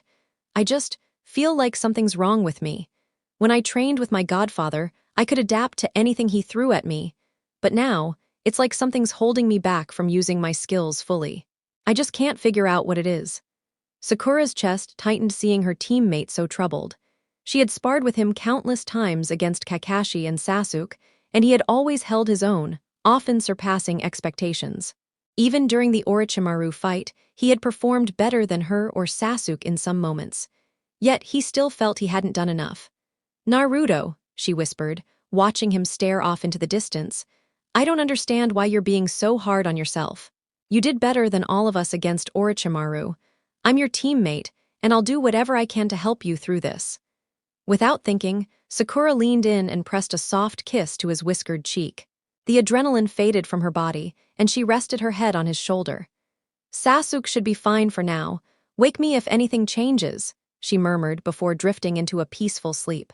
Naruto looked at her sleeping form and felt a smile tug at his lips. Her words echoed in his mind as he wrapped an arm around her shoulders. Teammates, he thought, remembering Jiraiya-sensei's lessons. I never fully understood before, but now, he glanced at her and then at the sleeping Sasuke. To be truly strong, I have to be ready to risk my life for those I care about. I finally get it, Haku. I understand your legacy now. I will protect the people I cherish, no matter the cost. With his resolve solidified, Naruto drifted into a light sleep, a calm smile on his face. High in the shadows of a massive tree overlooking Team 7's resting spot, three figures watched silently, waiting for the right moment. We've finally found him, said their bandaged leader, hunched slightly beneath a fur cloak. His long sleeves hid both his hands and the device strapped to them. As Orochimaru-sama ordered, we strike at daybreak. Our target, Sasuke Uchiha. And if the others get in our way, we just eliminate them too, right? Asked a teammate, wearing a beige shirt marked with the kanji for death 3 times and a snake-patterned scarf matching his comrades'. Naturally, replied the leader, retreating into the shadows as they prepared for the sunrise. With Team Guy, the sun will rise soon, Neji Hyuga said, seated beneath a large tree with his team. Most teams will be resting, so we attack as planned. We split up to scout. Even if we don't find anyone, meet back here in 30 minutes, understood? He tossed a kunai between the three genin. Got it, Tenten replied with a grin. Yes, sir, Lee said with a dramatic salute. Then move out, Neji ordered. The three dashed into the forest, eyes alert for potential targets. Sunrise, second day of the exam. The first light of dawn filtered into the grove where Team 7 rested. Sakura stirred, smiling faintly as she saw her teammates resting peacefully. Naruto leaned against his usual route, while Sasuke appeared to have settled after the night. Her smile faded at a rustling in the bushes. Gripping a kunai, she readied herself. A squirrel darted out, carrying a paper bomb. Sakura threw her kunai just in front of it, sending it fleeing. Close call, she thought. She's sharp, Zaku observed from a tree above. She noticed the paper bomb on the squirrel. No, that's not it, Dasu muttered, scanning the clearing. What do you mean? Zaku asked. We'll find out when we get closer, the mummy-like ninja said, leaping from the tree. The trio landed across the clearing, drawing Sakura's attention. You're awake. Now wake Sasuke Uchiha. We want to fight him. Finally showing themselves, Naruto thought, sensing their intent. They're likely linked to Orochimaru, but they're not as strong as I expected. Sakura handled this carefully. He honed his senses, feeling every movement in the clearing. With Li raced across branches, eyes scanning for any signs of other teams. He paused at a drifting leaf, thinking, if I catch all 20 leaves, maybe one day I'll find love. Fail, and I'll remain single forever. A fiery determination sparked in his green eyes as he snatched the leaves midair. Spotting the squirrel with a paper bomb, Lee moved with blinding speed, crushing the bomb safely in his hand. Few safe. He tossed it aside, speaking to the creature as if it could understand. Show me the way, little friend. They will pay for this cruelty. Team 7 versus Odo Team Sakura turned to confront the intruders. I know Orochimaru is behind this. What's his goal in our village? The Odo Genin's faces twisted from shock to confusion. Dasu muttered, narrowing his eye. What could Orochimaru-sama be planning? It doesn't matter. Since you know too much, you won't leave alive. You hang back, I'll deal with her and then your pathetic teammates. Wait, Zaku, Dasu said, walking towards Sakura's kunai embedded in the ground. You're not that clever. You've left traces, overturned stones, different dirt traps only work if unseen. Too bad you won't live to benefit from that knowledge. The trio leapt into the air, aiming to strike. Sakura smirked, cutting a wire to send a massive log swinging down. Dasu's gauntlet blasted it in half, but Sakura's clones emerged above them. What? An Earth-style wall. The clones expelled mud, forming a circle around the Odo ninjas. Landing atop the wall, they began sealing hand signs, but Dasu shattered it with sound waves from his gauntlet, while Zaku and Kin attacked the clones with kunai. His attacks must use vibrations. That's how he destroyed the log and wall, Sakura realized. The three launched at her again, then a green blur struck them, spinning with lethal force. Wait, who are you? Dasu demanded. I am Rock Lee, the beautiful green beast of Konoha, he declared, taking a Goken stance. Sakura exhaled, relieved yet wary. Why are you here? I was following a little friend of mine when I noticed your fight. Even if we're rivals in this exam, we are still shinobi of Konoha.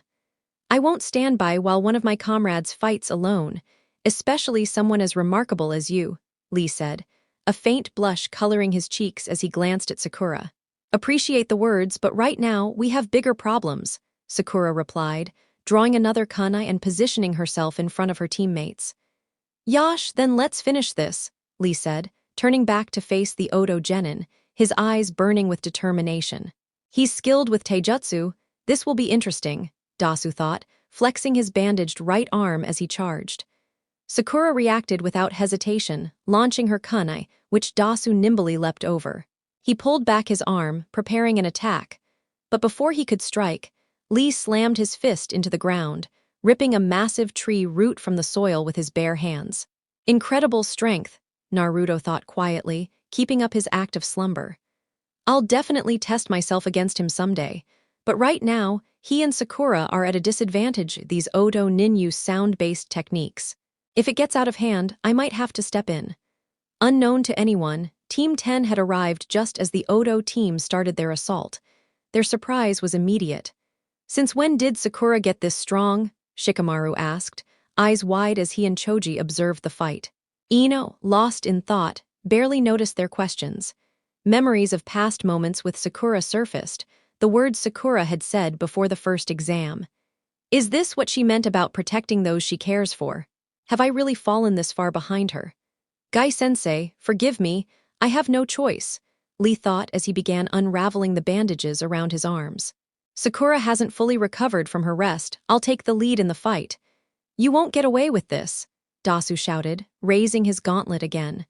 Lee crouched as the Odo Genin struck, then vanished in a blur of speed. "He disappeared," Dasu cried. Lee reappeared beneath him, sending Dasu hurtling skyward with a powerful kick. The Odo Genin could do nothing as Lee's arms wrapped around him in a spinning, head-first descent to the ground. "Front Lotus," Lee shouted.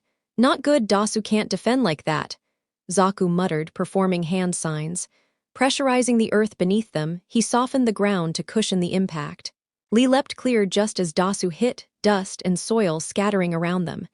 His eyes, along with Sakura's and Team 10's, widened as Dasu struggled to stand.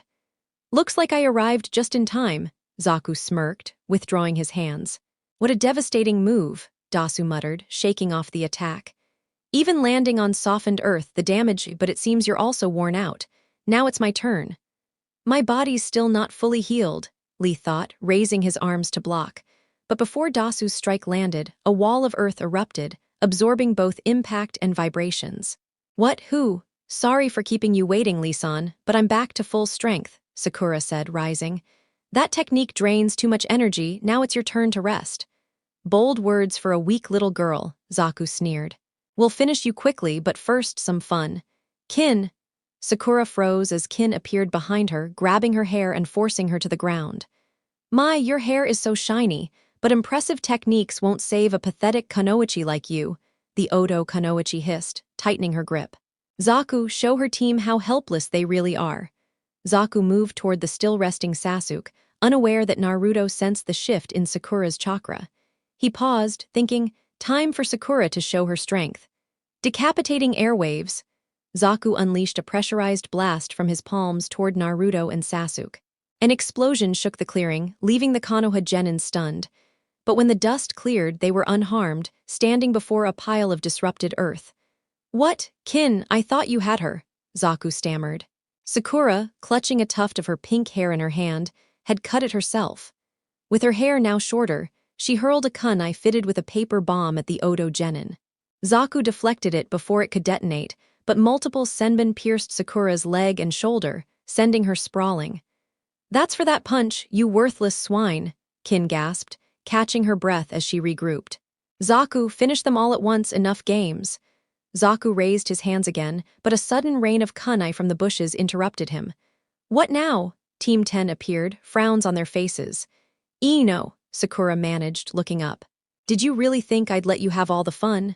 Ino said, glaring at her former friend. "I understand now, and I'm going to protect someone I care about." "Protect them, when you can't even protect yourselves." Decapitating airwaves. Zaku fired another blast of pressurized wind. "Choji now, multi-size jutsu." Choji expanded into a massive rolling sphere, colliding head-on with the attack. Momentum carried him through the blast. "Air pressure is useless against momentum, Zaku move." Dasu tried to strike with his melody arm, but Shikamaru's shadow imitation jutsu froze him in place. "Shadow imitation complete," Shikamaru declared. "You're not going anywhere." "Kin, kill them," Zaku ordered. Kin readied her senbon but struggled to control her movements. "Kin isn't in control. Surrender your scroll or she dies," Ino warned, her kunai pressed to Kin's throat. Zaku smirked, aiming at her body. Decapitating airwaves. The blast sent Ino, still inside Kin, hurtling into a tree. "Ino, get out!" Shikamaru yelled, blood trickling from her mouth. Ino exited Kin's body and returned to her own. Who would sacrifice a teammate willingly? "You don't understand," Dasu said. "Our goal isn't some exam, it's to kill Sasuke Uchiha." Shikamaru's shadow retracted, freeing him. 5 minutes just enough. "Zaku, finish it." Extreme decapitating airwave. A massive pressurized wind attack doubled in force surged toward the Konoha ninja. I've seen enough, Naruto thought, moving to intercept the oncoming technique. Dust and debris obscured the strike's impact zone. Heh, that's settled, Zaku said, moving toward the unconscious kin. Time to report back to Orochimaru-sama. Mission complete. Dasu nodded as the two moved to leave the clearing, but a new voice cut through the tension. Leaving already. The fun's just getting started. The Oto shinobi spun around, dust settling around them, revealing the aftermath of their attack. Naruto stood tall in front of his fellow Konoha genin, who were all stunned that he had managed to halt such a powerful strike. Sakura watched him with a smile, noticing something different in him, a strength and resolve she hadn't seen before. Ino's eyes widened as she stared at Naruto, standing so close. His energy was overwhelming, yet instead of scaring her, it felt oddly protective, almost pulling her own chakra toward his. A shiver ran down her spine as the sensation took over. What is this? This Naruto? When did he get so strong? Impossible, Dasu muttered, fear flashing in his eyes. To withstand an attack like that, we have to retreat. There's no way we can win. Zaku, move, now! I don't think so, Naruto said calmly, then moved in a blur, striking Zaku in the stomach. The boy doubled over as Naruto's hand seized his scarf and flung him into the air. Needing chakra in his stomach, Naruto executed a series of hand signs. Sutin, water bullet jutsu! A torrent of water shot from his mouth, striking Zaku midair. Dazed, Zaku could do nothing to counter, and the attack sent him crashing painfully into a tree trunk. Naruto finished the technique and turned just in time to see Dasu trying to strike from behind. He grabbed the edge of the scroll on his back, jumping aside as smoke burst around him. Dasu squinted through the haze, but it did no good. His gaze flicked to Zaku, who lay sprawled and groaning on the ground. Before Dasu could react, Naruto appeared in front of him, katana in hand. Dasu's eyes widened, panic overtaking him. He tried to escape, but Naruto was faster. The blade cut cleanly, severing Dasu's right arm at the elbow. Pain shot through him as he scrambled toward Zaku's fallen form. This is different, Dasu muttered, astonished by Naruto's sheer power. Wait, Dasu barked as Naruto advanced. Pulling out his team's earth scroll, he placed it on the ground while retreating. Take it, just let us leave, we can't fight you. Naruto's glare softened slightly and he nodded. Dasu sighed, using his remaining arm to lift Zaku while hoisting Kin over his shoulder. Without another word, he leapt away, disappearing from the clearing. Naruto resealed his katana and picked up the earth scroll Dasu had left behind. As he turned back to his teammates, he noticed Sakura had finally tended to her own injuries and was now helping Lee with his. Shikamaru and Choji were resting, though they barely needed it. Ino, however, remained frozen, still staring at Naruto with a mix of awe, shock, and something more intimate. Naruto caught her gaze and smiled faintly. He wasn't completely clueless about how he affected women. Jiraiya had tried to mold him into a shameless pervert, but Naruto had learned subtlety instead, how to appreciate beauty without being obvious. He'd noticed Sakura, Hinata, and Ino had the potential to grow into remarkable women, but there was something about Ino that drew him in. Shaking the thought off, Naruto approached her. Hey, Ino, you all right? At the sound of his voice, Ino nearly melted. Composing herself, she nodded. Why, yeah, but shouldn't I be asking you that? You handled both of them all by yourself. Naruto chuckled. I'm fine, see, not a scratch on me. Ino's gaze wandered over his body, taking in his toned muscles. Oh my god, he's ripped. She thought, a little drool escaping the corner of her mouth. Ino, which scroll does your team need to pass the exam? Naruto asked. Oh, the Earth Scroll, she stammered, holding up their team's Heaven Scroll. Naruto's smile softened into the one that made Ino's heart skip a beat. He handed her the Earth Scroll. Here, consider it a thank you for helping Sakura, even when you didn't have to. Turning to the rest of the genin, Naruto checked on them. Everyone okay? Any serious injuries? He already knew the answer, having watched the battle, but he didn't want to reveal his sensor abilities just yet. We're fine, Shikamaru said, reclining on the ground. Troublesome, but at least we held them off long enough for you to wake up from your nap. Naruto smirked inwardly, so he did notice. You're welcome, and don't worry about another scroll, we got one, and Ino has it now. Choji, mid-bite of his snacks, gave a thumbs up. Thanks, Naruto. Naruto's attention shifted to Lee, still being tended by Sakura. Lee, right? The boy nodded. Thanks for helping her. Looks like your team's here for you now. Looking up, Naruto met Neji's eyes. Everyone followed and saw the two genin arrive. Lee rose and gave Sakura a grateful bow. Then, turning to Naruto, he struck his signature nice guy pose. Naruto, it's an honor. I hope one day we can test our skills against each other. Until then, my eternal rival. Naruto chuckled nervously. Yeah, eternal rivals, I look forward to it. Lee's eyes blazed as he shouted about the flames of youth before Tenten pulled him away. That was intense, Sakura muttered. You can say that again, Sasuke's voice called from inside the grove. He walked up, looking more like his usual self, though tired. Sakura immediately checked him over and gave the all-clear. Naruto turned to his teammates. Since both our teams already have the scrolls, why not travel together? 6 shinobi will deter anyone from attacking. Sasuke and Sakura agreed, and even Shikamaru saw the logic, though he worried about Ino's reaction. To his surprise, she eagerly accepted, her attention clearly shifting from Sasuke to Naruto. The teams traveled without incident to the tower. Once there, they solved the riddle, opened their scrolls, and met Uruka, who explained the puzzle and showed them their rooms for the exam. Now, sitting in the tower, Naruto glanced at Sasuke, who was rubbing the area of his new curse mark. Sasuke, what happened after Orochimaru bit you? Sasuke winced as the memory surfaced, but he forced himself to push through it. I encountered another version of myself, younger than I am now. It blamed me for my brother's actions, saying that if I had been stronger, I could have stopped him from destroying our clan. A single tear slid down his cheek, unhidden, because he trusted Naruto and Sakura enough to let them see this vulnerable side. It tried to persuade me to take the power it offered and face our enemies alone to prove my strength, but I resisted. Feeling your chakra reminded me that real power isn't just about strength, it's about trusting your teammates. Naruto and Sakura exchanged smiles. Their time in the forest had taught them all something important. Then Naruto's expression shifted, a serious spark lighting his eyes as a thought, inspired by something Jiraiya had once said, took root. Hey guys, he interrupted the quiet conversation between Sasuke and Sakura. I've got an idea I think you'll want to hear, but I need to give you a few details first. Both nodded, curious. All right, here's the thing.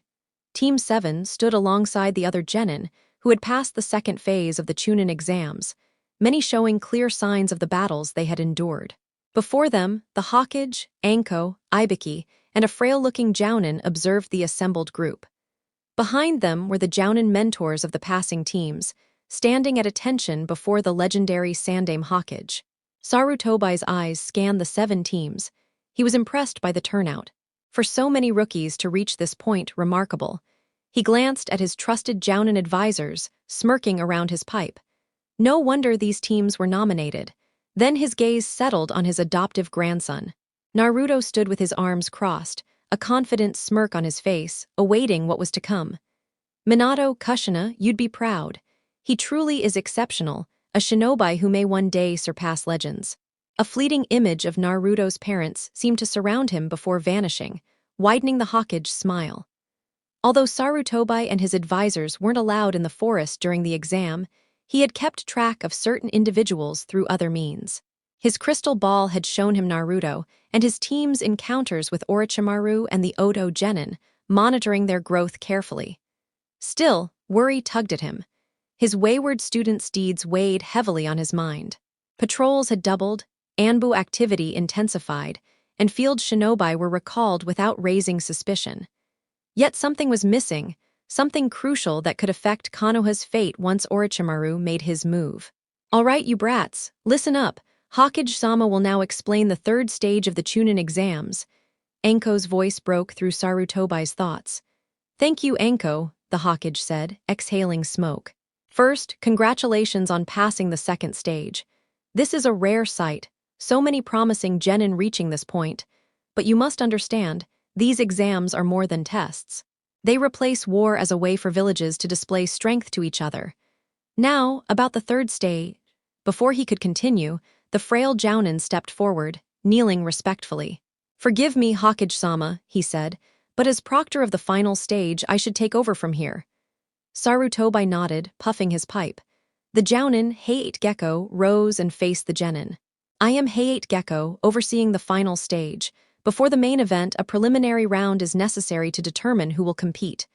Shikamaru's brow furrowed. Preliminary? Seriously? Why? Height coughed lightly. Because too many have advanced. Influential spectators will attend the finals. We must ensure only the strongest proceed. If anyone feels unprepared, they may withdraw now. Only Kabuto raised his hand. Naruto narrowed his eyes as the silver-haired Genin stepped aside. Out of chakra? That's a lie. He barely used any in the forest. Something's off. I need to talk to Hokage Jiji immediately. Anko, Height said, drawing attention back to the exam. She nodded and activated a panel, revealing a monitor. This board will show all match participants. Let's select the first 2 fighters. Others, proceed to the observation platforms with your Jounin. The board cycled through names and stopped. Shino Aburame and Misumi Tsurugi, please step forward. Shino, calm as ever, moved ahead of his teammates. Misumi, masked in purple, stepped forward as well. Anything goes, Height announced. Victory comes from knockout, surrender, or death. I may intervene to prevent unnecessary deaths. Ready? The two nodded, studying each other carefully. Begin, Misumi lunged, taunting. You really think a rookie can beat me? Shino's calm reply was simple. He let his left hand drop to his side. Misumi's arm shot out, grabbing Shino, but the young Aburame remained composed. Misumi tightened his grip, threatening to snap Shino's neck. Assuming victory before the fight begins foolish, Shino said, unaffected. Misumi twisted, producing a loud snap, and Shino's head went limp. Shocked Genin stared as Hinata nearly wept and Kiba gaped in disbelief. Sakura's brow furrowed, but Naruto, Sasuke, and Kakashi's impassive expressions hinted at the twist to come. Fool, Misumi muttered. But before he could react further, Shino's body dissolved into a swarm of insects, draining Misumi's chakra and leaving him unconscious. Shino reappeared, unharmed. Height sighed. Despite his youth, he fights like a veteran. No wonder he's the Aburame heir. Winner, Shino Aburame, he announced as medics carried Misumi away. Now, on to the next match selection. As the display cycled through the names once more, Shino quietly returned to his team. Good job, Shino. You handled that fight remarkably well, Kurenai-sensei praised. Few rookies could have managed what you did.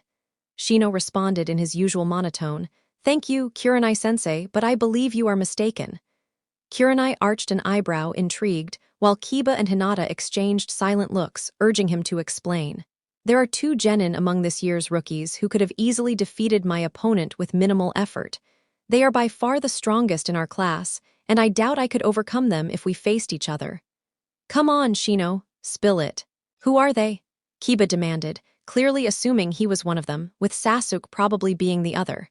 The other teams on the balcony had been quietly eavesdropping, but now all eyes turned toward Shino, everyone except Team 7, still watching the screen cycle through names.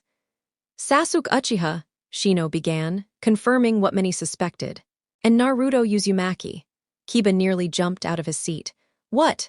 You're telling me Naruto, dead last, is that strong? Sasuke, I understand, but Naruto... His pride made it impossible to believe. Hinata didn't speak, but she stole a glance at Naruto, feeling a blush creep across her cheeks. His new look, paired with the aura he carried, made her heart skip a beat. She had always thought he was attractive, but now it was almost overwhelming. The board beeped, pulling everyone back to the match as the selections were announced. Sasuke Uchiha and Kankuro no Sabaku, please come down, Height called, clearing his throat. Sasuke smirked, preparing to leap into the arena, but a hand on his shoulder stopped him. He turned to find Naruto, expression serious. What is it? Naruto's eyes shifted to the Suna team. Kankuro was casually walking toward the arena stairs. Don't underestimate him, Sasuke. If my guess about his techniques is correct, you can't let your guard down. Sasuke and Sakura had already realized how observant Naruto was. In the short week before the exams, Naruto had barely been wrong in his observations. So if he was warning Sasuke, it was wise to listen. Sasuke's eyes narrowed, determination settling in. Don't worry, I won't slip up. Besides, a small smirk appeared as he met Naruto's gaze. You owe me a rematch from our last spar, and I intend to make it happen in the finals. Naruto mirrored his smirk, clasping hands with Sasuke in a firm grip. Exactly. They lowered their hands, sharing a brief, confident glance before Sasuke jumped into the arena, facing an infuriated Kankuro. About time, I thought you might forfeit, Kankuro said, trying to rile the Uchiha. As if. An Uchiha never backs down, Sasuke replied, unshaken. Sensing the tension could escalate into premature action, Hayate stepped forward. Are both fighters ready? Receiving nods from both, he swung his arm and jumped away. Second match, Hajime. Sasuke wasted no time. Before Hayate cleared the arena, he pulled a kunai and hurled it at Kankuro. Caught off guard, the Suna Genin barely dodged, losing balance in the process. Sasuke followed with a strong punch, then dropped low, attempting a leg sweep. Kankuro managed to leap over it and counter with a kick. But Sasuke swapped himself with the wrapped object on Kankuro's back, taking the hit with the puppet instead. Startled by the splintering wood beneath his foot, Kankuro froze just long enough for Sasuke to grab him by the shirt and hurl him toward a wall. Heeding Naruto's advice, Sasuke leapt clear of the partially revealed puppet, narrowly avoiding a flurry of senbon. Realizing the danger, he channeled chakra into his eyes, activating his Sharingan while resisting the curse seal's influence. No, I won't let it control me, he thought, focusing on his team to suppress the seal. Orochimaru, disguised as the Odo team's sensei, watched in surprise, which quickly shifted into a calculating smile. Resisting the cursed seal, Sasuke-kun truly could become the perfect vessel. Anko, standing behind him, couldn't hide her shock. She had felt the spike of the cursed chakra herself and nearly intervened when Sasuke forced the mark back. The curse receding, how did he manage that? Kankuro cursed as his attack failed. How did he dodge that? He didn't even have his Sharingan on. Recovering, he summoned Karasu, freed from its bindings. This won't happen again, he shouted, extending the puppet's 4 arms. The top 2 launched small purple spheres at Sasuke's feet, while the others fired senbon. Thanks to his Sharingan, Sasuke recognized the poison coating the weapons. Naruto was right. One scratch and it's over. He leapt back, avoiding the poison needles and smoke, while Kankuro pressed in, controlling Karasu to strike directly. Only Sasuke's eyes kept him from harm. Seeing a chance, Sasuke created distance and hurled shuriken in a wide arc. Kankuro smirked, assuming his puppet was safe, but the weapons targeted him instead. The misdirected attack loosened his control over Karasu, and Sasuke seized the opening to kick Kankuro toward the puppet. Flipping midair to land safely, Kankuro's thoughts were cut short by an explosion. His body slammed against the arena wall, riddled with shrapnel and shattered puppet pieces. Sasuke's paper bomb had done its work. Never assume your puppet can't attack you, he said, smirking. Struggling to lift his head, Kankuro stammered, How? Sasuke returned his shuriken to his holster. The weapons were a distraction. While you were focused on them, I planted a paper bomb under your puppet. You left it exposed, so I forced you into range. That's all. Kankuro lost consciousness, slumping against the wall as medics rushed to carry him away. Well done, Sasuke, Kakashi said, an eye smile visible under his mask. You won without showing your full strength, a real advantage for the finals. Sakura, smirking challengingly, added, unless you face one of us. You may get your rematch with Naruto, but if either of you ends up fighting me, that chance might never come. We'll see about that, Sakura. We'll see, Naruto said, crossing his arms and leaning casually against the wall. Honestly, though, I'd be curious to see how everyone would hold up in a real, no-holds-barred fight. Up until now, we've only sparred under Kakashi-sensei's supervision, and he never lets us go all out. With good reason, Kakashi replied, shivering slightly at the thought. If the 3 of you actually fought without restraint, the aftermath would look more like a clash between 2 jounin than a friendly spar. That's a repair bill I'd rather not deal with. At that, Asuma, Guy, and Kurenai, who had been quietly observing the exchange, couldn't help but speak up. Seriously, Kakashi, you actually think a fight between the 3 of them would match the destruction caused by 2 jounin? Guy asked incredulously. I know they're talented, but that seems like quite the exaggeration. Asuma and Kurenai nodded in agreement. While they had heard tales of Naruto, Sakura, and Sasuke's skills, Ino had certainly filled them in. The idea that 3 genin could compare to experienced jounin in sheer destructive capability was hard to believe. Even if they all became Chunin by the next exam, The gap between Chunin and Jounin was enormous. "You have a point, Kakashi," Asuma said, exhaling a plume of smoke. "There's no denying that your students are skilled, probably skilled enough to reach Chunin. But suggesting they could produce the same results as two Jounin is reckless. You risk inflating their egos, and that kind of arrogance in battle can get someone killed." Kakashi's single visible eye narrowed. He didn't care about insults to himself, but attacking his students crossed a line. "Let me clarify," he said firmly. "If the three of them fought in a full-on three-way battle, the resulting destruction would be comparable to that of two rookie Jounin. Keep in mind, my team is trained as an assault unit, so their techniques are designed for maximum efficiency and damage in combat. Their current limits are far below what the four of us are capable of, but I won't let anyone belittle them by calling them arrogant." From the balcony, the Hawkage had been listening to the conversation. He knew the potential of Team 7, and agreed with Kakashi that such a battle could indeed be catastrophic. Still, he couldn't hide his concern over the other Jounin's remarks about his adoptive grandson's team. They meant well, no doubt, warning against hubris, but they didn't fully understand Team 7's capabilities.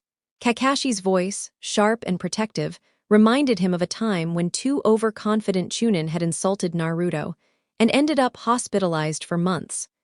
Before the Hawkage could step in, Naruto's voice cut through the tension. "Kakashi-sensei," he said, his tone almost commanding, "ignore them."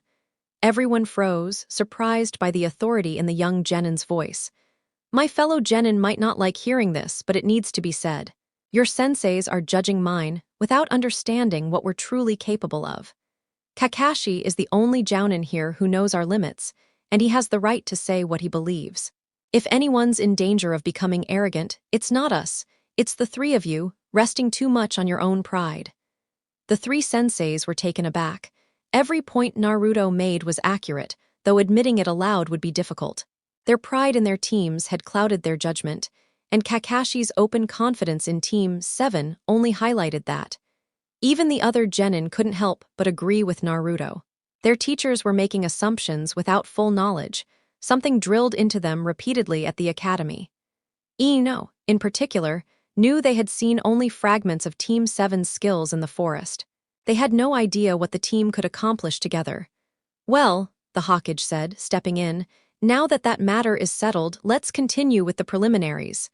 He nodded to Hayate, who resumed reading names from the board.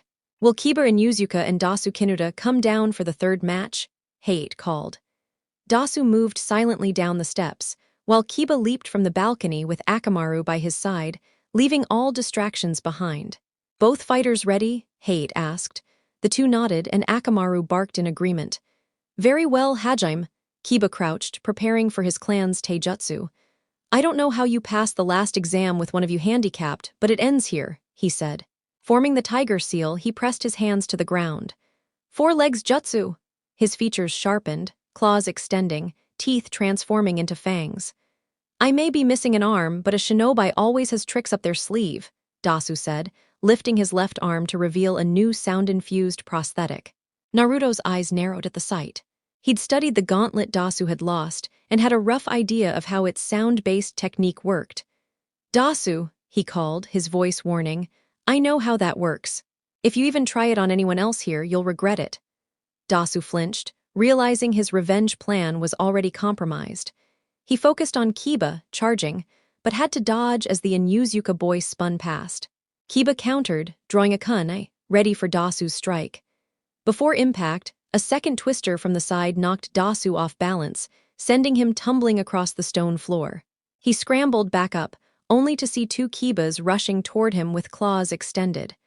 Normally, his heightened senses would make him vulnerable to my attacks, Dasu thought. But with their speed and spinning, my vibrations can't hit. I'll have to wait until they finish their rotations. As Kiba and Akamaru spun closer, preparing to strike, Kiba shouted, "Fang passing Fang!" Launching a relentless assault, the two drilled Dasu from both sides. Though he dodged several attacks, a few still landed, leaving him bruised. They broke off, landing strategically on either side, then hurled two purple smoke bombs at his feet, preparing to press the attack anew. "So he's tracking me by smell, while simultaneously cutting off my sight to make countering harder." Dasu muttered with a faint chuckle, closing his single eye to listen more intently for the two incoming attacks. But he's not the only one with tricks up his sleeve. With that, the two shinobi and the ninkin resumed their intricate dance of strikes and evasions. Dasu, relying solely on his hearing, avoided damage with remarkable ease, moving like a shadow through their spinning forms. On the balcony above, Naruto leaned against the wall, arms crossed, carefully observing the fight. Both fighters were incredibly skilled for their rank, something he had come to expect from most of the genin, but each had a glaring weakness. Kiba depended almost entirely on his clan techniques and taijutsu, as well as Akamaru's aid, to overwhelm opponents. Dasu, as Naruto had already noted in the forest, centered his combat around the vibrations produced by his melodic arm. Remove that, and he would be nearly defenseless. Naruto sighed quietly, careful not to draw attention from his teammates. Like many shinobi, these two genin seemed to believe that mastering one technique would make them unbeatable. Few realized, until reaching Jounin level, that overspecialization often led to defeat, or worse. Looks like most of our graduating class leans too heavily on one skill. I'll have to address that soon, he thought, just as Kiba and Akamaru landed two solid blows, knocking Dasu down long enough for Hate to declare Kiba the winner. That was a close match, Sakura said, standing by the railing. But why didn't Dasu just use his ability from the start? If he had, Kiba and Akamaru would have been completely disoriented. It's the nature of his technique, Naruto explained, drawing 3 intrigued looks from his teammates. When I checked the gauntlet on the arm I severed, I noticed it amplifies sound vibrations greatly, but it only works well at close range.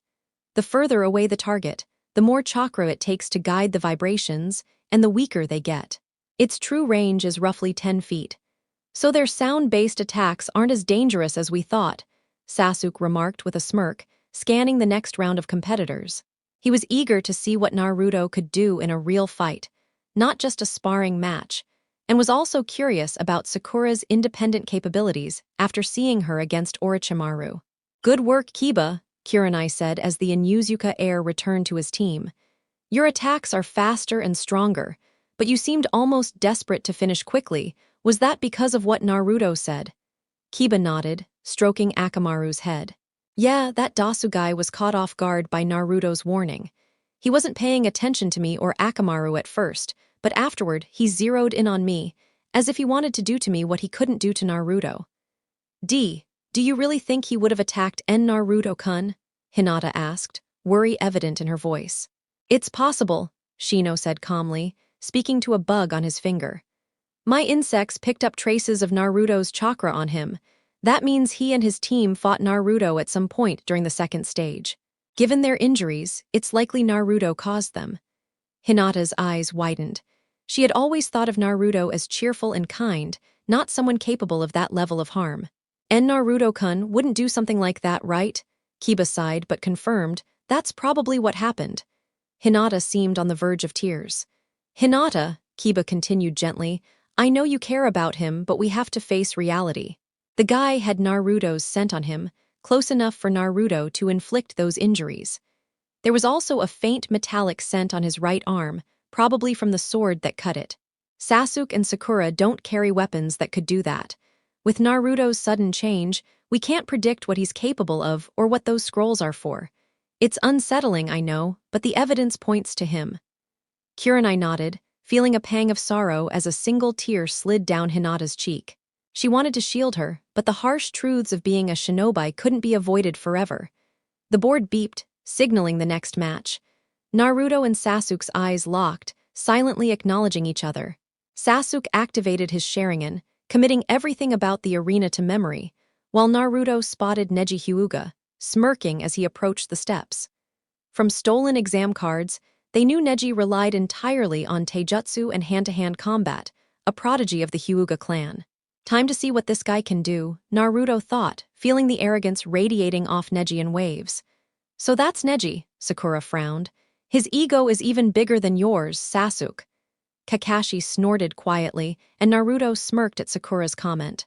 Sasuke, ignoring the jab, lightly punched her arm to acknowledge her while focusing on the arena. Kakashi cleared his throat. Neji's arrogance isn't unfounded. According to Guy, he's never lost in close combat. If any of you face him in the finals, long-range techniques are your safest bet. The genin nodded in understanding. Height addressed the fighters. You're Akado and Neji Hyuga ready? Yori nodded silently, while Neji folded his arms. Very well, fourth match, Hajime. Misumi lost to a rookie like you, but I learn from mistakes. You'd better surrender now, Hyuga, Yor said as he charged, chakra igniting in his hand. Neji didn't react outwardly, slipping into his family's signature stance. Yori reached him, attempting to grab Neji, but his arm fell limp. What? He shouted, then was knocked unconscious by a rapid flurry of strikes. Neji crossed his arms, gazing at the fallen opponent. Pathetic. Thinking you could beat a prodigy, fate already decided this match. Resistance is meaningless. He turned, heading back to his team. On the balcony, Naruto's eyes narrowed. That Hyuga attitude fueled his dislike of the clan. They treated Byakugan as a birthright to superiority. Now, I get why you used to get so mad at me, Naruto. Did I really annoy you that much? Sasuke asked, snapping him from his thoughts. No, Naruto said with a small shake of his head. You weren't that bad, just irritating when you acted superior. Sasuke silently vowed never to fall into that trap. Did you learn anything from that fight? Sasuke asked. No, Naruto replied, scowling. All I noticed was that Yori's chakra didn't flow normally. It seemed to form a vacuum in his palm. Sakura frowned, and Kakashi's single eye widened slightly. You mean his chakra creates some sort of vacuum in his hands? The Kapanin asked, squinting to make sure he'd heard correctly. Sasuke gave a small nod, and Kakashi exhaled through his mask. In that case, it's probably a blessing none of you had to face him directly. Why's that, Kakashi-sensei? Sakura inquired, curiosity in her voice. Because that boy, he has a leeching ability, Kakashi explained. All three genin raised an eyebrow in confusion. It's rare. It lets a person draw chakra from others, and if someone masters it fully, they can even manipulate the stolen chakra and integrate it into their own reserves. Sasuke and Sakura's eyes widened at the revelation, while Naruto's gaze drifted toward the unconscious genin being carried away by medics, his brow furrowed. This is getting more suspicious by the minute, Naruto thought, eyeing the balcony across the hall. The only teams left there were the Suna squad, without Kankuro, and the Odo team they had fought in the Forest of Death. His gaze lingered on the Odo-sensei, and his chakra senses immediately picked up the thick, malevolent energy of Orochimaru. So he's here, bold move, especially with the Hokage in the room. Stay alert, Naruto murmured, low enough that only his team could hear. Team 7 flinched at the sudden whisper but quickly masked their reactions. He's here, Naruto added, voice barely above a breath. Orochimaru has infiltrated the tower. The words hit his teammates hard, but they quickly adjusted, making sure they didn't reveal their alarm. Where is he, Naruto? Kakashi asked, scanning the arena with a calm facade. He's disguised as the Odo team's sensei. He's suppressing his chakra to the level of a standard jounin, so he doesn't stand out. But I can't figure out why the Hokage hasn't noticed or acted. He should recognize Orochimaru's chakra signature instantly, censor or not, Naruto replied, narrowing his eyes. Kakashi's gaze flicked briefly toward the disguised Sannin before returning to Naruto.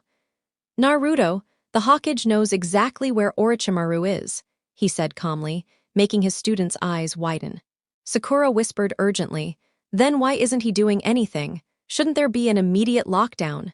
Sasuke nodded in agreement. Naruto's attention shifted to the Hokage himself. At first glance, the Sandaime appeared his usual composed, kind self. But Naruto, despite not having spent much time around him since training under Jiraiya, recognized the subtle tells of a man hiding something. The fact that he hadn't smoked his pipe since the first match, normally he always carried spare tobacco, was the first hint. The way he moved his chakra subtly, almost stretching and loosening it, indicated readiness for immediate action. Kakashi-sensei's right, Naruto said, interrupting his teammates' quiet discussion. Sasuke and Sakura turned to him, shocked. I don't know why he hasn't acted, but he must have his reasons. For now, let's focus on the preliminaries and make it to the finals. After that, we'll get answers from the Hokage about the Forest of Death incident. Though uneasy at the thought of Orochimaru in the same room, the two genin slowly nodded, redirecting their attention to the next match. They hadn't even realized Hate had announced the participants. Sakura's eyes widened as she set aside her worries for Orochimaru, concentrating instead on the fight ahead. "Ino's up next," she murmured. "I hope she wins. I want a shot at her in the finals." Naruto chuckled softly. "She's got potential even if she doesn't know it herself. I hope she takes it too." On the arena floor, Ino faced Kin, the Odo Kanoichi she had possessed in the Forest of Death. Kin's glare was intense, a reminder that neither had forgotten their previous encounter. Shaking off the chilling stare, Ino glanced toward her team and Kakashi, catching their encouraging smiles. Then her eyes met Naruto's deep blue gaze, filling her with resolve. She couldn't explain it, but she wanted to prove she wasn't weak, not just for him, but for herself and those she cared about. Hate cleared his throat, pulling her attention back. "Fifth match, Ino Yamanaka versus Kin Suchai. Are both ready?" Both girls nodded, and the sickly proctor stepped back. "Hajime," Kin smirked. "I've been waiting for this time to settle the score for that cheap trick in the forest." She immediately drew 2 senbon, hurling them at Ino. Ino barely ducked, the needles embedding in the wall behind her. She reached for her shuriken pouch, but a faint jingling sound made her pause. 2 bells were tied to the senbon. "Bells, really?" she thought, momentarily confused. She hurled a handful of shuriken at Kin, who effortlessly sidestepped and sent another pair of needles flying. Ino grabbed a kunai, deflecting them to the ground, but more jingling followed. She faltered, unable to focus. Multiple blurred images of Kin appeared before her. "Genjutsu?" On the balcony, Naruto frowned. "Not good." "What is it, Naruto?" Sakura asked.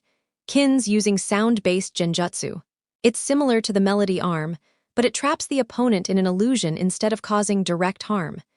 If Ino can't break free, she's done for," Naruto said grimly, watching as Ino struggled. Sakura gasped, mirrored by Ino's team as Asuma nodded in agreement.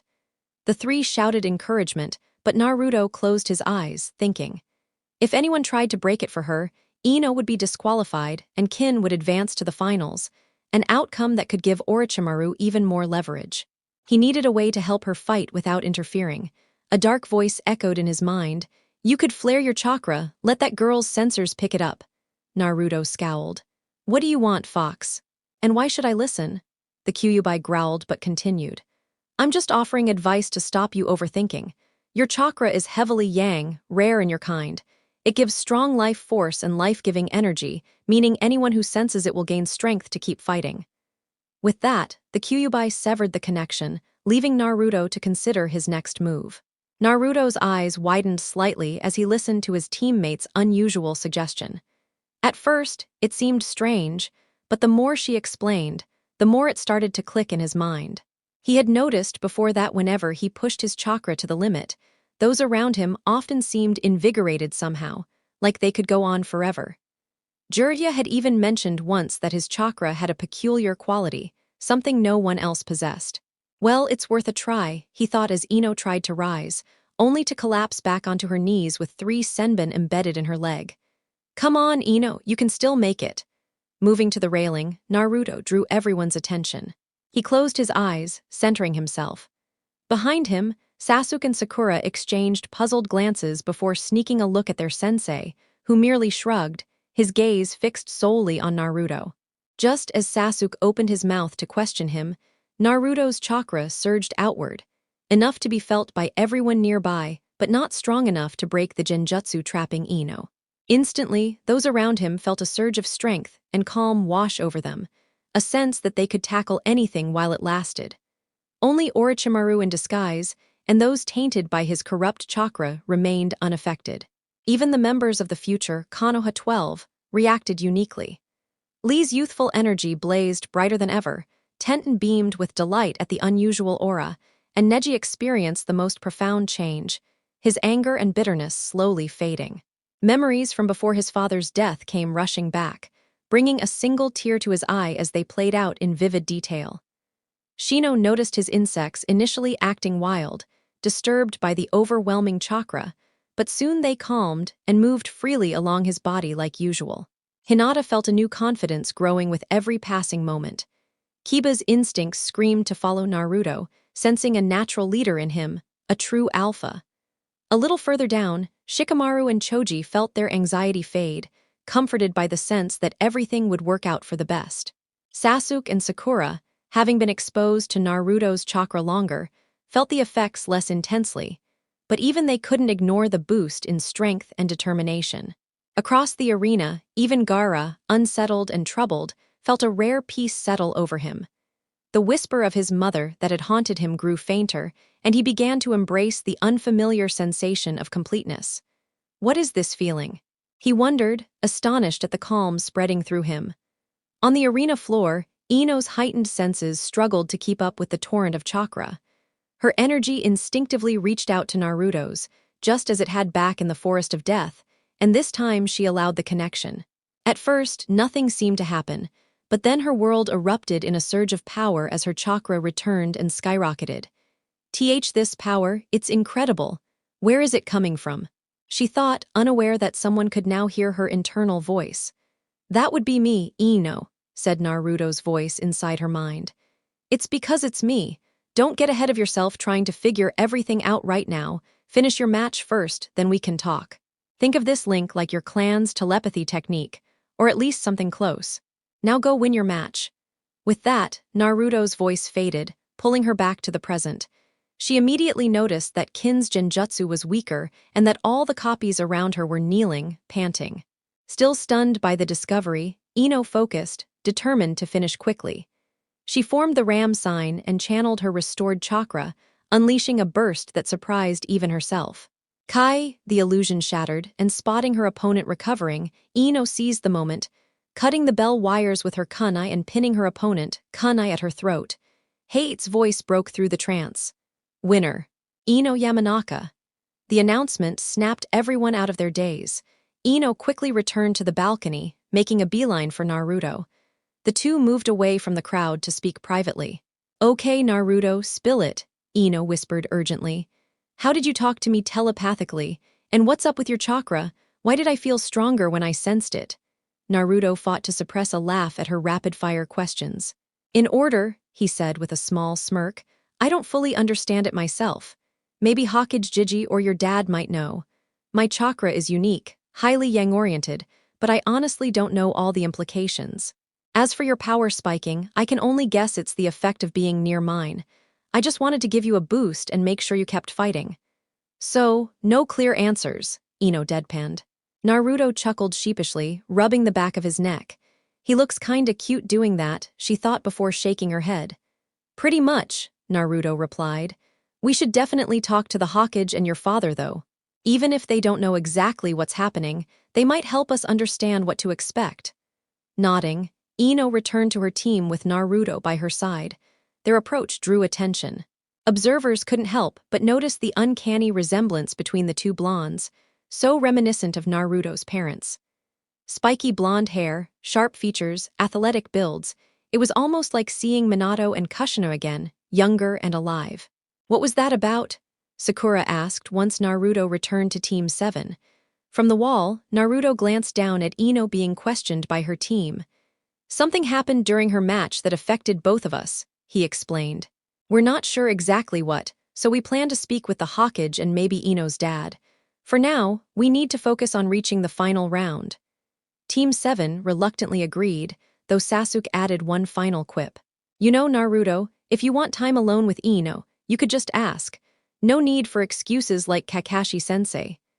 Naruto shot a mock scowl at him while Kakashi and Sakura stifled laughs. They were pulled back to reality by Hei's voice. Sakura Haruno, this is your final chance. Report for your match or be disqualified. Blushing under the eyes of the arena, Sakura nodded and jumped down. Now then, Hei continued after a brief cough. The sixth match, Sakura Haruno versus Zaku Abumi. Are you ready? Both nodded, and the proctor signaled. Hajime, Zaku raised his remaining arm. Your teammate broke my arm, so now I'll finish you, decapitating airwaves. But Sakura, quicker than ever, dodged and countered with taijutsu, ready to fight. Her plan was paying off. With only one arm, Zaku's ability to fight up close was severely limited. Sakura raised her right forearm to block a sloppy backhand, then slipped past his guard and landed a solid punch to his stomach. The wind knocked out of him, Zaku stumbled backward, struggling to regain his footing. Sakura didn't give him a chance to recover. She pulled a kunai from her sleeve and hurled it at him.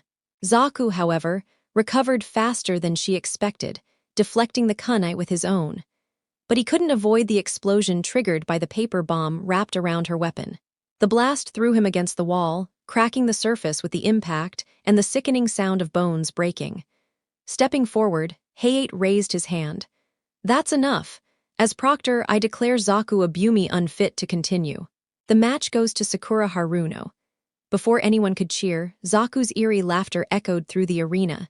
Slowly, he pulled himself up, eyes wild and unfocused. "Winning? I don't care about that. I want revenge. I'll start by killing her. Extreme decapitating airwaves." Despite his injuries, he raised both arms, channeling the last of his chakra into a devastating attack.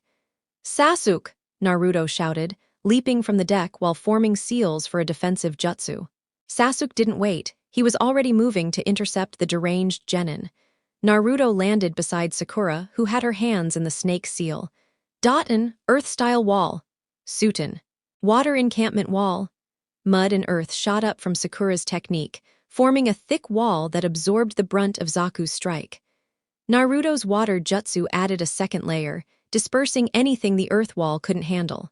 While his teammates held the line, Sasuke struck with precision.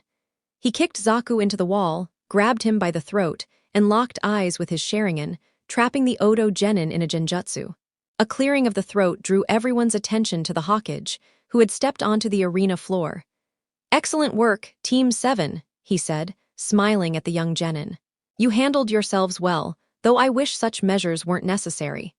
With a nod, the team returned to their sensei's side. The Sandame's expression darkened as he turned toward the Odo team's sensei. "Your student's behavior is unacceptable within Konoha. The match was over, yet he tried to kill one of our genin. Consider yourself fortunate I don't respond in kind." Orochimaru, still wearing his disguise, didn't flinch. He simply met the Hokage's gaze and walked toward the exit, leaving Zaku unconscious on the floor. "Take the boy and his team to Ibiki," the Hokage murmured to no one in particular. "Learn everything you can." A cloaked ANBU silently followed the medics carrying Zaku away. "I apologize for his aggression," Sarutobi said to the Suna ninja. "Such acts cannot be tolerated." "Of course, Hokage-sama. We understand," Baki replied, carefully masking the unease gnawing at him. Witnessing the old man's sheer power and authority made him question just how strong Konoha truly was. A cough redirected attention to Hayate. "With that settled, let's move to the next match." Names on the back wall cycled, and Naruto's sharp senses picked up a familiar spike of chakra. It was the Suna team, but one redhead was missing. Gaara had already moved to the floor using a version of Shunshin, his impatience and bloodlust palpable even from afar. Not good, Naruto thought. If Gaara isn't chosen, he might lash out at anyone nearby, and if he is, his opponent won't last 2 seconds. "Gaara no Sabaku and Choji Akimichi, step forward for the 7th match," Hayate announced. Choji crouched behind the rail, trying in vain to shield himself from the psychotic Suna genin. His gentle nature made him vulnerable to someone like Gaara. "IIC can't fight him. He'll kill me," Choji stammered, hiding as best he could. Shikamaru watched silently, understanding the fear. "Come on, Choji," Asuma said, leaning close. "If you give up now, you'll never gain experience. Win, and I'll take you to an all-you-can-eat buffet." Choji's ears perked at the mention of food, but before he could respond, Naruto's voice interrupted. "That's cruel, Asuma. You might as well be offering him his last meal. If he fights Gaara, he'll die, plain and simple." Ino and Shikamaru's eyes widened in alarm, but Asuma's expression hardened. "Passing judgment without understanding, that's rich," he growled, glaring at Naruto. "You claimed earlier that none of us knew the true depth of your skills. The same goes for Choji. Don't underestimate him." Naruto's gaze hardened. "You're right, I don't know exactly what Choji can do, but I know enough about his opponent to warn him." "And what do you know?" Asuma asked, skeptical. "He's like me." "You mean—" "Yes, someone who's been consumed by their inner darkness," Naruto said firmly, stopping the Hokage's son before he spoke. Ino blurted out what everyone was thinking. "He's nothing like you, Naruto. He's a killer, a monster in human form." "Quiet, Ino!" Naruto's shout startled everyone. Few had heard him so fierce, and none felt the sting more than Ino. Regaining his composure, Naruto noticed tears in her eyes. I'm sorry, Ino, but you're wrong. Gaara and I have more in common than you realize. Looking at Choji, Naruto offered one final piece of advice. You're my friend, Choji. I don't want to watch you die any more than Shikamaru or Ino do. The choice is yours, but remember, your decisions affect more than just you. As Naruto passed by Team 8, Kiba grabbed his shoulder. I don't know how you found out about him, but you did the right thing. If Choji had faced him, he'd have been dead for sure. Naruto only gave a short nod in acknowledgement before moving toward his own team. Leaning slightly against the wall, he offered his teammates and Sensei a faint smirk before closing his eyes and attempting to meditate. His calm was quickly broken by a cold, unhinged voice echoing from the arena floor. Uzumaki, Gaara's eyes snapped open, sharp seafoam green locking with Naruto's hardened sapphire. You stopped me from proving myself through his blood. Now I'll prove it with yours. Sand poured from the gourd on the redhead's back, creeping toward the viewing platform. Every Konoha Jounin tensed, ready to intervene if necessary. Across the arena, Baki muttered a silent curse at his student's impulsiveness, while Temari's expression shifted constantly between concern for her little brother and fear of the demon lurking within him. But Naruto surprised everyone with a voice just as cold. Not now, Gaara. We will have our fight, but it will be in the finals.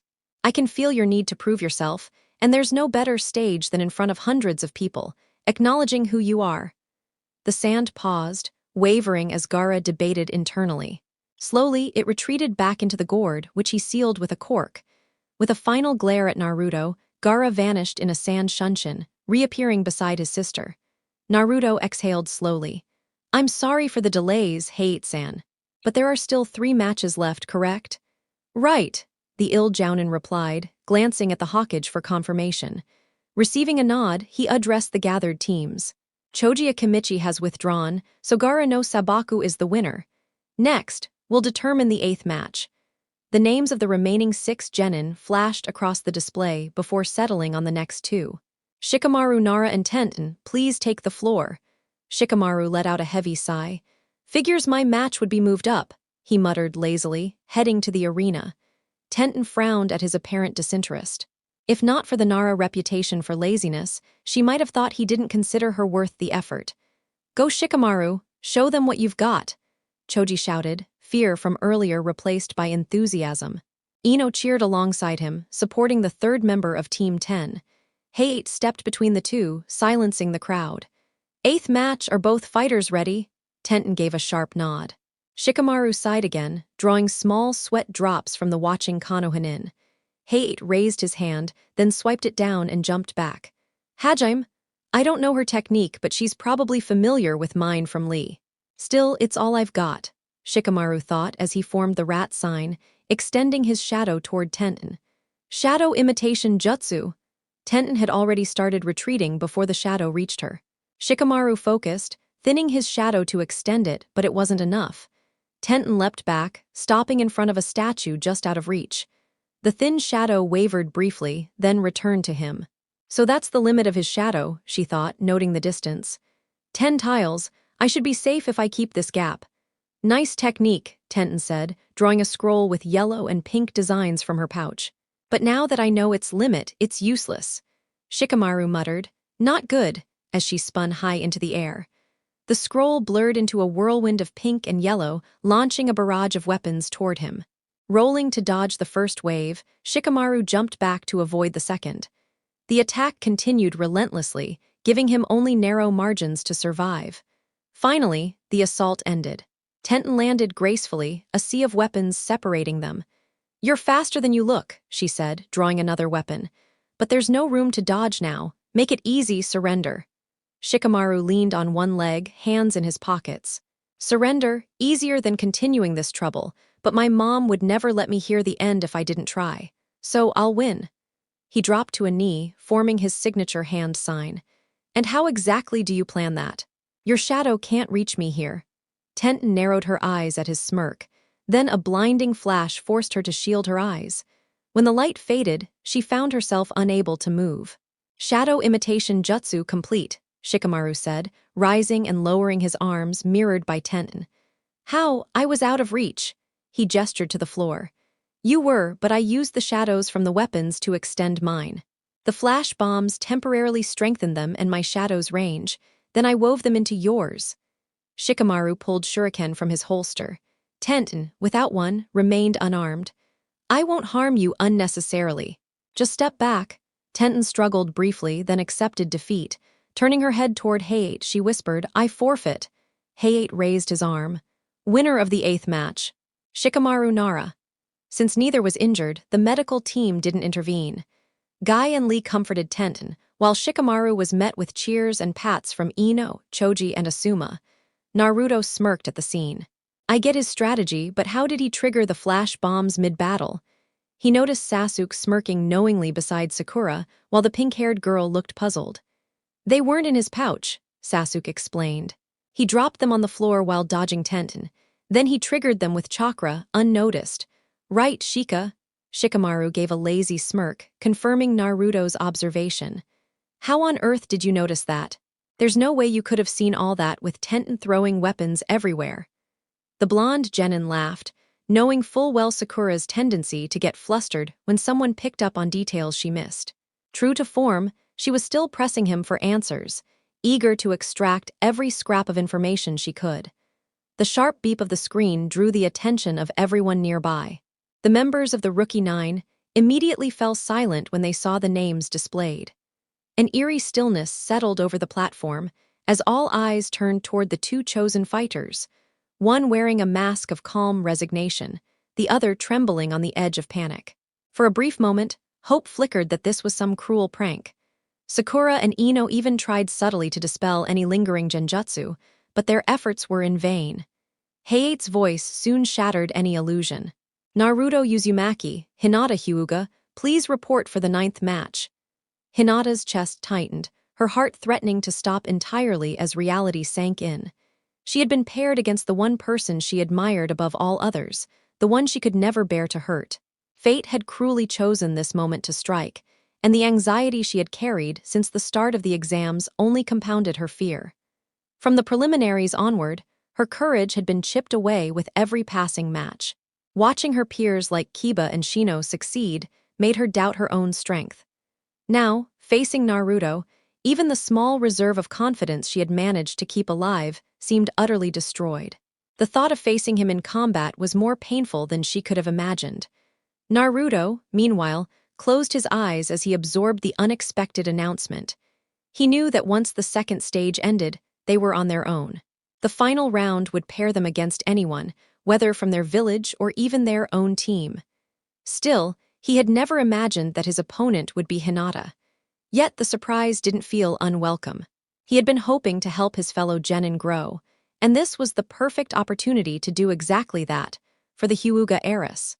With his decision made, Naruto mirrored the actions of the other Jinchuriki earlier and shunshined silently to the arena floor. The sudden movement broke Hinata out of her reverie. Lavender eyes met bright sapphire, and almost mechanically, Hinata began her descent as well. Kurenai observed with a mix of pride and concern as her surrogate daughter stood opposite Naruto. She could only imagine the inner turmoil Hinata faced, yet the young girl's determination remained. She would stand her ground. She's grown so much, Kurenai thought, offering a small, fleeting smile. The moment passed as Kiba slammed a fist against the railing. Why did it have to be Naruto? Can't we do something to stop this? Akamaru whimpered, echoing his master's worry. No, Kiba, Kurenai replied firmly, cutting him off. The rules of the Chunin exams are absolute. Not even the Hokage can prevent this match. Naruto and Hinata aren't related, and they're not teammates. Any protest would be ignored. The only way this fight wouldn't happen is if one of them forfeited, and that's unlikely. Naruto doesn't give up, and Hinata won't allow herself to appear weak in front of him. Her gaze returned to the fighters. All we can do is hope she finds the strength to endure. The Sandaime Hokage's voice carried gently across the platform. Do not worry, Kiba. Hinata-chan is in capable hands. In fact, I can think of no better opponent for her than Naruto-kun. Kiba's frustration boiled over. No better opponent? Don't you see how much this is hurting her? The Hokage remained calm. Naruto acts for the benefit of others. He helps people face their fears. Even on our first C-rank mission, he turned Zabuza Mamachi into an ally before the man's death. Changing others for the better, it's his unique strength. Kakashi nodded in agreement. That's right, Hokage-sama. Naruto has always found a way to help others grow, even in difficult situations. Exactly, the Hokage continued, eyes on the pair, so Kiba, trust in Naruto. He will push Hinata not to hurt her, but to help her overcome her own doubts. When this is over, she will emerge stronger. Have faith in your teammate and your fellow shinobi. Sakura stepped closer, her tone encouraging. Hokage-sama is right. Naruto changes people for the better, I can attest to that. He helped me focus on my training and even got Sasuke to loosen up. If anyone can guide Hinata, it's Naruto. Standing across from her, Naruto folded his arms. I never thought I'd be facing you, Hinata, he said, a small, teasing smirk crossing his face. Hinata's hands fidgeted nervously. Neither did I, Naruto-kun. Hayate raised his hand, signaling the start. Are both fighters ready? Naruto nodded briefly. Hinata offered a shaky, hesitant nod. Then, the 9th match, Hajime. Naruto leaned forward slightly, his voice softening but firm. Before we start, tell me, Hinata, why are you here? What do you hope to achieve? I wanted to prove that I'm strong, she stammered, her words faltering at first. Strong enough to stand on my own. Her voice steadied slightly as she spoke, surprising those who knew her. Naruto's smirk grew, his mind calculating his next move. Then why haven't you attacked yet? The question took her off guard and her eyes widened.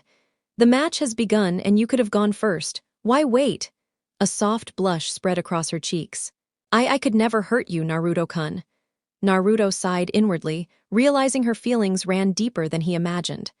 Guess I have to do this, he thought. With lightning speed, he lunged forward, delivering a strong kick to Hinata's torso. She barely managed to raise her arms, but the force sent her sprawling across the floor. Struggling to her hands and knees, she looked up to meet Naruto's gaze. His warm sapphire eyes had shifted to a steely violet, cold and unyielding. Fight me, Hinata, he demanded, his voice sharper than any blade. The pain hit her like a knife, reminding her of her father's earlier neglect. No, she whispered, wincing but forced herself upright. I won't fight you, Naruto-kun. Then forfeit, he spat, venom dripping from each word. If you won't fight, you prove your father was right, you're weak. Tears pooled in her eyes, old wounds reopening.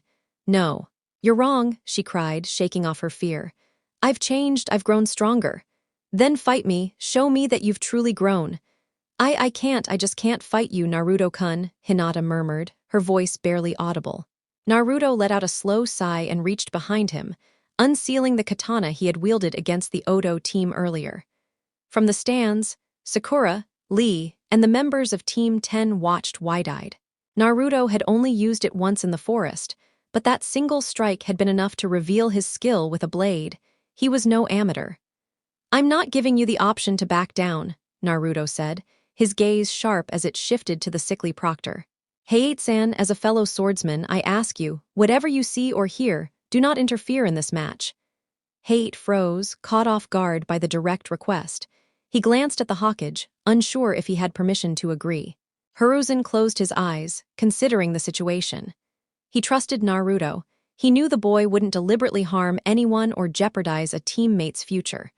But there was still the risk that Naruto's strategy could fail, and if it did, it could shatter Hinata's confidence completely. In the end, the Sandaime realized he had little choice. Naruto's mind game had already begun. Opening his eyes, he nodded, a signal mirrored by the weakened swordsman. Very well, Hayate said, voice firm. I swear on my blade not to interfere unless absolutely necessary. Naruto acknowledged the promise with a nod, watching as Hayate shunshined to the side of the Hokage to observe. But before Hayate even reached the observation platform, Naruto was already closing in on Hinata. He slipped past her guard effortlessly, swinging his sword in a swift upward arc aimed at her left arm. Hinata's instincts kicked in just in time, her body reacting to avoid serious injury. Her left arm shot upward, while her right delivered a palm thrust that altered the blade's path. The katana didn't slice flesh, it tore only a strip of her jacket's sleeve. A small smirk formed on Naruto's face. Her reflexes are sharp, and she favors efficiency in her movements. With training, she could become a lethal close-range fighter. He stepped back, stabbed his sword into the ground, and formed hand seals. His cheeks puffed out as he expelled a powerful torrent of water. Sutin. Water bullet jutsu?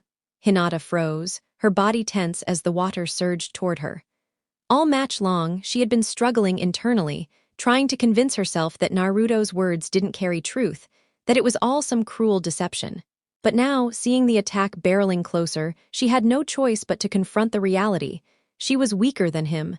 She lacked the strength, the skill, the power to face her crush on this level. She closed her eyes, bracing herself. Time seemed to slow, the water coming ever closer. Then, a soft whisper echoed in her mind. Prove them wrong, you may not be as strong as you thought, but acknowledging it is the first step toward true strength.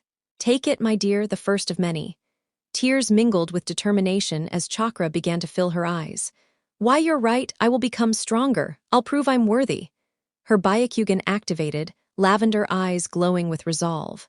In a sudden burst, she dodged the water effortlessly and assumed the Juyukin stance. I'll show them what I'm capable of. Her first strike came like lightning, catching Naruto off guard and interrupting his jutsu. She didn't stop, landing a flurry of blows across his body. Thanks to her Byakugan, she noticed a clone of Naruto appearing behind her. With her flexibility, she bent backward, narrowly avoiding the sword, then spun to land an open palm strike on his exposed back. Naruto, using the momentum from his swing, deflected her attack with the flat of his katana. Yet Hinata recovered instantly, pressing the assault. Naruto defended skillfully, meeting her taijutsu with his own precision, blocking or redirecting her strikes. On the viewing platform, the Rookie 9 gawked.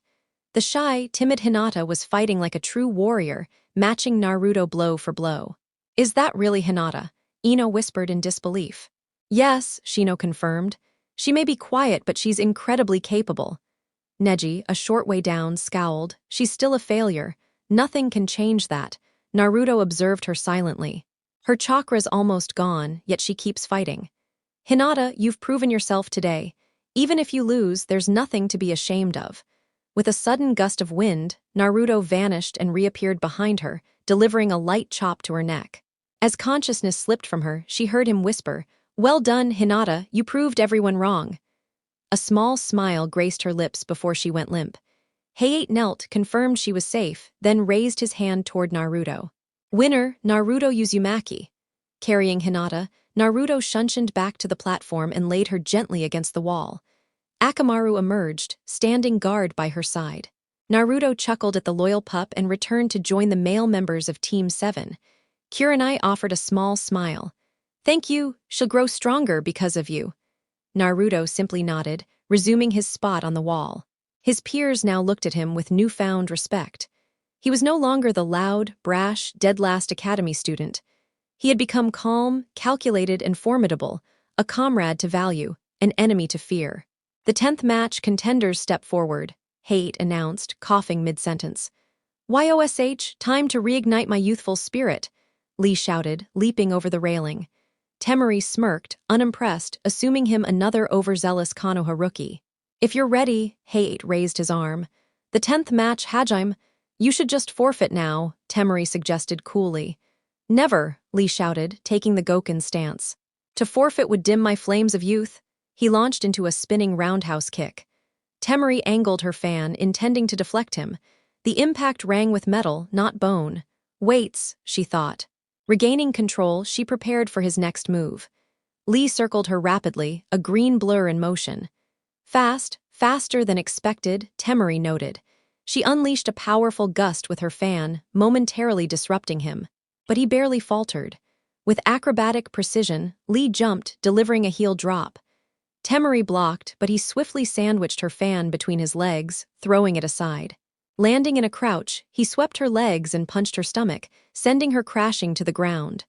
Her eyes widened, blood trickling, before darkness claimed her. Hate approached and knelt beside the unconscious blonde Suna Kanoichi. As if I need to check, he thought, glancing at Lee, noticing the taijutsu prodigy didn't even look tired. A faint smirk formed on his lips as he rose, raising his arm toward Lee. Winner, Rock Lee.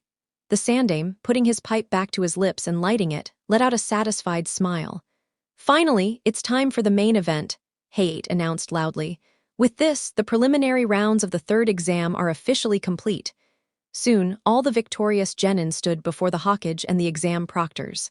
To everyone who earned the right to compete in the third stage of the Chunin selection exam, congratulations. Hayate stepped back and gestured toward the cage. Hokage-sama, if you please. Yes, Sarutobi replied. I'll begin by explaining the rules for the final stage. As I've mentioned, your upcoming matches will be visible to the public. Civilians, nobles, even daimyo from distant lands will come to watch. You'll fight to represent your respective nations, so I expect you to give your absolute best. The finals will take place 1 month from now. Ino's voice rang out, echoing everyone's confusion. Wait, we're not fighting right now. No, the Hokage explained. This period is meant for preparations. What sort of preparations? Neji asked. In short, this is your time to study both your opponents and yourselves. Analyze the data you gathered from the preliminaries. Up until now, you've been fighting as if against unknown enemies under combat conditions, Sarutobi said, exhaling a cloud of smoke. But the finals won't be like that. Some of you have already revealed your full strength. Others are exhausted from previous fights. This month is for everyone to grow stronger and improve their abilities. Of course, rest is allowed too. Anko stepped forward, holding a wooden box. All right, kids, each of you will draw a number. These numbers will determine the brackets for the final tournament. She moved down the line as each genin drew, then returned to the front. Read your numbers aloud and my partner will mark them on the chart. Number 8, 2, 5, PFT 9, I got 1, Yash 3, 4, 10, 7, troublesome. Stop slacking, Shika, I'm 6. After a few more marks on the clipboard, Ibiki showed it first to the Hokage, then turned it toward the genin so they could see their opponents. Gasps rippled through the crowd as the young shinobi sized each other up. I see many of you are already planning strategies. I'll dismiss you for now, but are there any questions? Shikamaru raised his hand. Since this is a tournament, does that mean only one winner can become a Chunin? Sarutobi's lips curved into a knowing smile. Not exactly. Judges, including myself, the Kazekage, and other lords and daimyo, will observe your matches. Even if you lose your first fight, those who display the qualities of a Chunin may still be promoted. Sakura tilted her head. So everyone could become a Chunin? Yes, but it's also possible that none of you will, the Hokage added. Winning matches gives you more opportunities to impress the judges. Understood, Shikamaru-kun? Shikamaru nodded slowly. Geez, what a hassle. Very well. Thank you all for your effort in the preliminaries. You're dismissed until the finals 1 month from now. An Anbu squad will guide you out of the forest. Good luck. Sarutobi vanished in a blur, heading toward the Hokage Tower. Naruto placed a hand on Sasuke and Sakura's shoulders. Receiving their nods, he focused briefly before the three of them disappeared in a swirl of wind.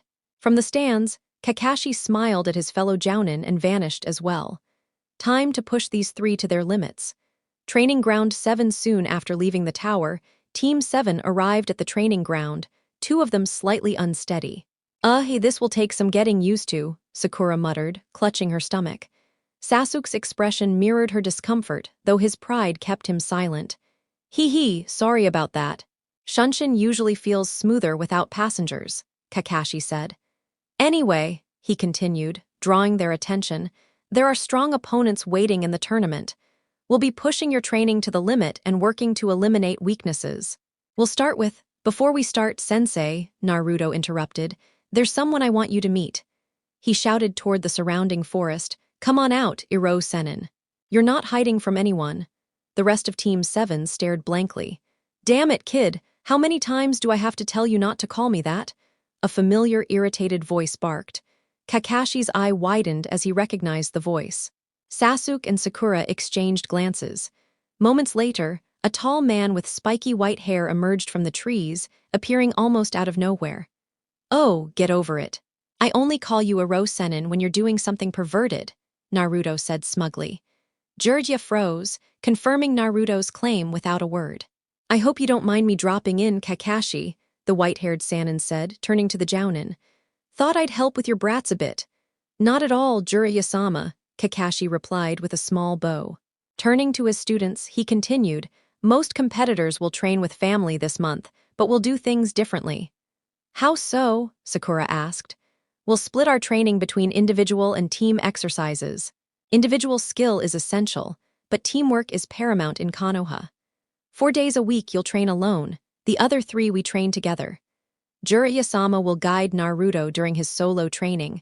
Sasuke, you're with me to improve your Sharingan, and Sakura will train with our top medics when not with us. You 3 carry the legacy of Team 7, it's your duty to uphold it. Legacy? Naruto and Sakura asked. Jiraiya stepped in. Team 7 is a title given to the most promising team. The first Team 7 served under the Nidaime Hokage. I and the other Sannin were the next generation. I also led the team your father was part of, Naruto. You 3 are now the latest Team 7. Many elite shinobi know this tradition, and they expect great things from you. Live up to it. The 3 genins straightened, determination shining in their eyes. Kakashi and Jiraiya exchanged satisfied smiles. Today marked the first day of their individual training. Sasuke, Sakura, follow me. Naruto, meet back here tomorrow for team training. Bidding farewell to their teammate, Sasuke and Sakura trailed after Kakashi, leaving Naruto with his godfather. So, where do you want to start today? The Toad Sage asked, folding his arms across his chest. Right, Naruto said, grinning. I want to have a proper talk with Hokage Jiji. Jiraiya raised a brow in mild surprise but shrugged. With a quick hand sign, both master and student vanished in a swirl of wind and smoke. Hokage Tower Hokage's office Hiruzen gazed out over the quiet streets of Konoha, letting out a deep sigh as his mind drifted to the memory of one wayward pupil. Orochimaru, even as a child, that glint of ambition and malice was always there. I sensed it, but I never imagined that ignoring it would bring us to this point. Shaking off the thought, he turned to greet the 2 who had just appeared in his office. Naruto-kun, he said warmly, I had a feeling you'd come by soon, and it seems you've brought my old student Jiraiya. Good to see you both. Same to you, old man, Jiraiya replied, a half-smile tugging at his lips. I might have come here for some research for my next book, but this reunion is a pleasant surprise. HMPH. You're aware of Orochimaru's presence in the village, I assume? Hiruzen asked. Jiraiya's nod confirmed it. Then I take it you'll be helping to protect the village when needed. He will, Naruto said, stepping forward and pulling a deck of ninja info cards from his bag. But that's not why I'm here. He slid the cards across the desk. I think we have a spy in our midst. A spy? Hiruzen's eyes narrowed, but he gestured for Naruto to continue. That's a grave accusation, but recent events make it plausible. Do you have anyone in mind? Naruto nodded, producing a single card from the deck. A quick surge of chakra revealed its details. Kabuto Yakushi. He's a genin of Konoha, and the one who made this deck, compiling classified information about all our ninja. He even accessed the files on my class, knowing Sakura was training as a medic nin, even though Kakashi-sensei only updated her info the day before the exams. Hiruzen examined the card carefully. The possession of such sensitive data alone is reason enough for severe punishment, but is there more that makes you suspicious? Not just him. I think his whole genin team is compromised. Hiruzen set the card aside, motioning for Naruto to continue. Kabuto's teammates, Yor, Akato, and Misumi Tsurugi, have abilities I've never seen. Kabuto himself has chakra reserves nearly equal to Kakashi-sensei, and can suppress it so completely that even a natural sensor like me wouldn't notice unless I were looking specifically. That level of control is far beyond a normal genin. I understand. Thank you for bringing this to me, Naruto-kun. I'll handle it from here. In the meantime, focus on your training. By the end of these exams, I expect you to have proven yourself worthy of the rank of Chunin. Naruto hesitated. One more thing. Gaara no Sabaku, the Suna genin, I believe he's a Jinchuriki and a dangerously unstable one. Hiruzen's eyes widened, then he closed them, rubbing his forehead. Troubling, sending a Jinchuriki into another village is never without reason. He refocused on Naruto, adopting a grandfatherly expression. You've done well, Naruto-kun. For now, focus on your training. Jiraiya will need to talk privately later about important matters. Naruto bowed respectfully, then vanished in a shunshin, Jiraiya following. Hiruzen exhaled, sending an Anbu to summon the council for an emergency meeting. Things are moving fast. We must prepare to ensure Konoha survives what's coming. Outside the village river training grounds, Naruto and Jiraiya appeared beside a river fed by a waterfall, surrounded by dense forest. The clearing was scarred from previous training, cracks in the rocks and small craters littered the ground. "All right, Gaki," Jiraiya said. "Before we start, I want to see how far you've come since last time." Naruto nodded and jumped across the bank, assuming a loose taijutsu stance. Jiraiya mirrored him, and the two stood facing each other. The wind rustled the trees, a single leaf drifting lazily to the river, sending a ripple across the water. With a sudden leap, they clashed above the flowing river. Jiraiya blocked a kick with his forearm and countered with a palm strike to Naruto's torso. Naruto used the opportunity to vault off Jiraiya's arm, spinning into an axe kick aimed at his godfather. Jiraiya dissolved into a mud-like form, carried downstream by the river. Naruto cursed under his breath, scanning for his elusive teacher. Before his feet even touched the water, an invisible force slammed into his cheek, hurling him onto the rocky bank. "You need to understand," Jiraiya's voice came from somewhere unseen. "Your eyes alone won't win battles. You have to use all your senses." Naruto closed his eyes, focusing intently to sense his godfather's presence, a task harder than expected. Despite his perverted tendencies, Jiraiya was a master of stealth and espionage, capable of erasing all traces of himself in seconds. A sudden movement above made Naruto snap his head upward. He rolled just as a crater appeared where he had been. Sweeping his leg, he struck an unseen arm, only to be grabbed and flung across the river.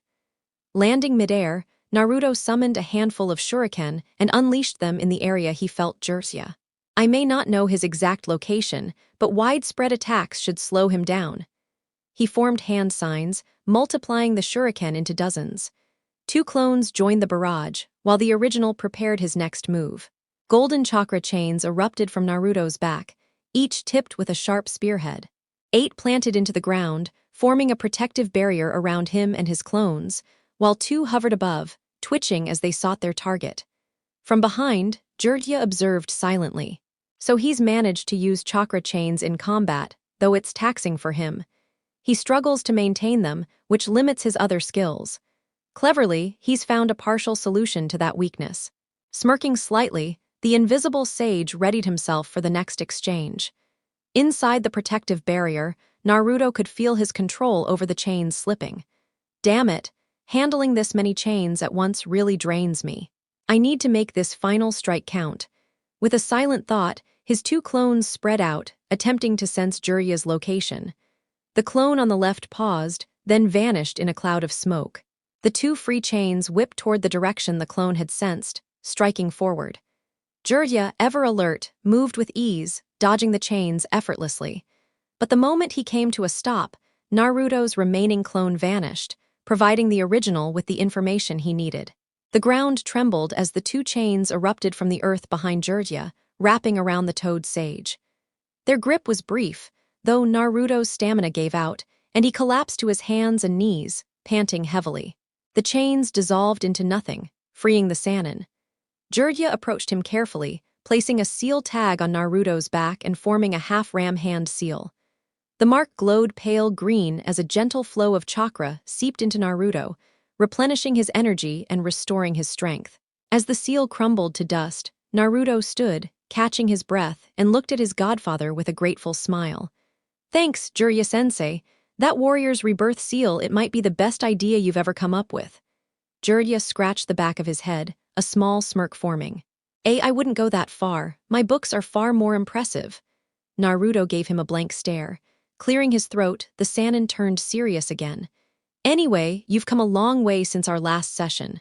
Your battle sense has sharpened, your taijutsu has improved, and your sensory skills are impressive for someone your age. And your mastery over your mother's chakra chains is remarkable. How long have you been training with them in combat?" "Actually, that was the first time I really used them in a battle," Naruto admitted. Jiraiya raised an eyebrow, mildly surprised. "Impressive, though not entirely unexpected for an Uzumaki.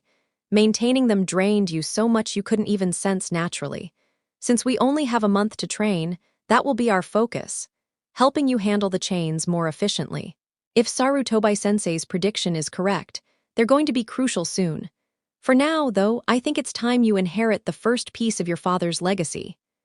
Naruto's eyes widened as Jiraiya pressed his thumb, smearing it across his palm, and performed the 5 Sannin hand seals. Summoning jutsu! From the swirling smoke emerged a large toad, holding a scroll in its tongue. Obediently, it extended the scroll to Naruto, who carefully took it and unfurled it. "It's time you became a summoner of the Toad clan," Jiraiya said, watching his godson. With reverence, Naruto dipped his finger in blood and signed his name beside his father's on the contract. Naruto Namikaze. Seeing his own name alongside Minato's ignited both pride and determination. "I'll make you proud, both of you." Returning the scroll to its guardian, Naruto completed the 5 seals and pressed his bloodied hand to the ground. Summoning jutsu, a small cloud of smoke erupted, revealing a bright orange toad with purple markings and a dark blue vest. "Yo," it greeted, raising a hand. "Are you the one who called me?" "Yeah, I'm Naruto Namikaze." "What's your name?" "Gamakichi," the toad replied, scratching his chin. "Namikaze, I feel like I've heard that before, maybe your father." Naruto and Gamakichi turned to see Jiraiya perched atop the larger toad's head. "Naruto here is Minato's son. He's just signed the contract, and it looks like he's already found his partner. The son of the Yellow Flash and the Toad clan's strongest, fighting together. Quite poetic." "Oh yeah, my pops always talks about him, the greatest summoner our clan ever had," Gamakichi said. Jiraiya tumbled off Gama's head, landing face first in the rocky ground. Naruto and Gamakichi ignored him, focusing on their new partnership. "So, we're partners now," Gamakichi said. "I'm looking forward to fighting alongside you." "The honor's mine," Naruto replied. "Though given your size, I'm not sure how much you can help in battle." "No offense taken," Gamakichi waved. "We toads grow fast. Give me a few years and I'll be bigger than most buildings. Then we'll really make a difference." Naruto chuckled and offered his fist. Gamakichi mirrored him, their fists meeting. "I'll summon you again soon. For now, back to training. Catch you later, partner." "See ya." Gamakichi vanished in the same smoky fashion as he appeared. Gama nodded at Naruto, the new summoner of his clan, and returned to his home. Naruto straightened, his parents' faces flashing in his mind. "Time to train," he whispered. Training ground 7-10 days later, the members of Team 7 braced themselves. For the past 10 days, Kakashi and Jiraiya had pushed them to the limit, running simulations inspired by their own experiences. Jiraiya's recount of his battle with Hanzo, the salamander, became a training exercise, and Kakashi's mission that ended in tragedy was next. "Today, we'll run a field simulation," Kakashi began, his tone serious. "This scenario is based on a failure I experienced during my first official Jounin mission. One of your teammates has been captured. You have minimal information on their location or your opposition. You have 1 hour to rescue them. Fail, and they're considered dead. Good luck." Kakashi and Jiraiya disappeared in their usual flurry of leaves and smoke. Naruto immediately noticed a sizzling sound behind them. A paper bomb sat just seconds from exploding. "Move!" he shouted. Sasuke and Sakura followed, narrowly avoiding the blast. Multiple flashes erupted around their feet, blinding them temporarily. Sakura's scream rang out before abruptly cutting off. As their vision cleared, Naruto and Sasuke saw the hole in the ground confirming her capture. Sasuke activated his Sharingan, scanning for chakra signatures. Naruto focused his sensory abilities, trying to detect anything nearby. "Damn it, they're out of my range," he muttered. "Same here," Sasuke replied. "Whoever they brought in knows how to hide, both physically and spiritually. We don't know where she's taken. Splitting up is not an option. We give them an opening to strike at us both." "Then what do you think we should do?" "We've got one lead," Naruto said, crouching beside the uneven patch in the earth. "This hole, it wasn't made by someone skilled with earth jutsu. A pro could have sealed it instantly. So, whoever did this either doesn't have much experience with earth techniques, or they tunneled in and just couldn't seal it," Sasuke finished, his Sharingan scanning every speck of dirt. "Damn it, nothing, they left no trace." "Maybe not on the surface," Naruto mused, leaning closer to the hole, careful to avoid traps. He focused chakra into his eyes, trying to pierce the tunnel's darkness. "For that, we'd need the Byakugan," Sasuke said. "Neither of us has one." "Not exactly," Naruto replied, sitting back. He placed his right hand on the ground, eyes closing as he concentrated. During my training with Jiraiya-sense, he's been helping me refine my chakra chains and sensing abilities. I've tried replicating the Nidame's technique, sensing the environment through the ground. It's tricky, but I think I can feel which way this tunnel leads. Sasuke watched as Naruto's chakra pulsed through the soil before returning to him. Got it, it's not crystal clear, but I can tell the tunnel's origin. Then let's go. We need to get Sakura and deal with these guys, Sasuke said. Exactly what I was thinking. Naruto formed his hand seal, and 4 of his clones materialized on the training ground. These guys will scout the area while we follow the tunnel. Let's move. The 6 of them vanished into the forest, hunting for their teammate and her captors.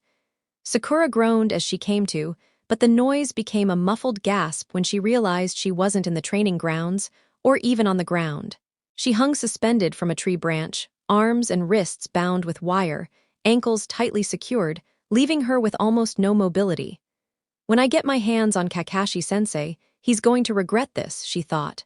Her plans for revenge paused when she noticed a flash of sunlit blonde hair moving through the trees. She tried shouting for help, but the paper sealing her mouth rendered her mute. They really are underestimating us, Sakura thought.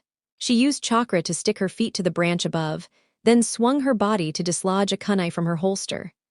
The weapon began to fall, but Sakura cut her chakra flow for a moment, letting her legs swing back down and catch the kunai with her boots. Using the momentum, she sent the kunai flying toward where Naruto would land next. The blonde seemed surprised but made no move to dodge. For a split second, Sakura tensed, thinking she might have hit him, but he transformed into smoke, revealing it was a clone. Thank Kami, that nearly gave me a heart attack. But then a thought struck her. Where were her captors? Why leave her alone and with all her weapons intact? Either Kakashi's team underestimated them, or they wanted Naruto and Sasuke to find her, to spring a trap. Naruto froze on a branch as memories from his clone resurfaced. Found her, he shouted to Sasuke, perched above him. She's 50 yards west. Looks like they planned for us to follow the tunnel, used it as a decoy. Whoever this is, they're good. We can't drop our guard. With this kind of planning, a nasty surprise is likely, Sasuke said, eyes locking with Naruto's. A small smirk formed on his lips. What do you suggest? Naruto's trademark fox-like grin spread. We spring the trap, of course. The 2 genin moved through the forest, ready to rescue their pink-haired teammate. Unbeknownst to them, they weren't alone. Hidden from Sasuke's Sharingan and Naruto's senses, Rado Namiashi, Konoha's top assassin, and his 2 teammates observed from above. Kakashi had called them in for this exercise. At first, they'd thought it overkill, 3 Tokubetsu Jounin versus 3 genin, but curiosity about Team 7 won out. Looks like one of Uzumaki's clones found Haruno. Time to step in, Rado thought, smirking as he moved to join his companions, unnoticed. Minutes later, the genin reached the clearing where Naruto's clone had been dispelled. Sakura's pink hair was visible through a gap in the branches. Before they could free her, a flock of crows swarmed around them. Sasuke, what is this? Naruto shouted over the noise of flapping wings. Sasuke's Sharingan darted around. The crows weren't genjutsu, they were chakra constructs like Naruto's clones. He quickly relayed the information. If they're like clones, one solid strike should take them out, Naruto thought, forming hand seals. Sasuke, some fire, big enough to take them all down. Sasuke moved in sync. Naruto exhaled, releasing a concentrated Futon stream. Katen, great fireball jutsu followed, engulfing the swarm. But for every crow destroyed, 2 more appeared. Realizing their attacks were futile, Naruto and Sasuke shifted focus to freeing Sakura. A pair of kunai sliced through the air, but the crows intercepted them.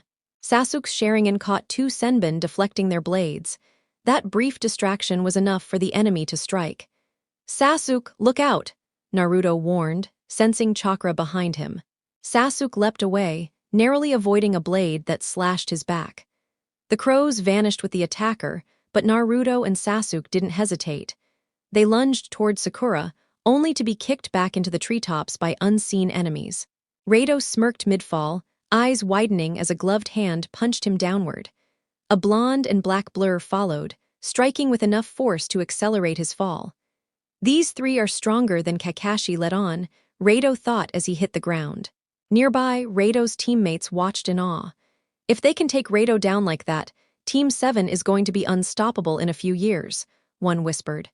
Yeah, and we actually have to fight them, Genma said with a weary sigh, slipping another senbon between his teeth. Yaba nodded silently, though he tried to keep a slightly more optimistic outlook. Speaking of which, when should we make our next move?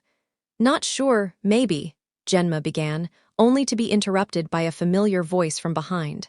Now, both Tokubetsu Jounin spun around, catching a flash of blonde hair before it vanished in a swirl of smoke. No sooner had the smoke cleared than Team 7 descended on them. Naruto led the charge, swinging his katana broadly, forcing the two shinobi apart and directly into his teammates' range. Sakura followed up with a sharp right hook, which Genma barely avoided by tilting his head. She didn't stop, using her momentum to spin midair and deliver a powerful kick.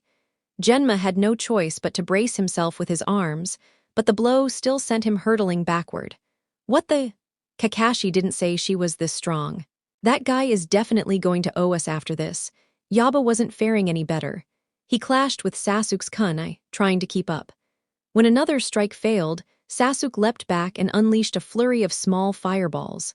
Just as Yaba ready to counter, an invisible force struck his jaw, disorienting him long enough for the fireballs to hit, sending him sprawling through the treetops. Their airborne flight was cut short when the two collided midair. Naruto seized the opportunity, hurling two seal tags into the tangled mess. One caught Yaba's leg, the other Genma's arm.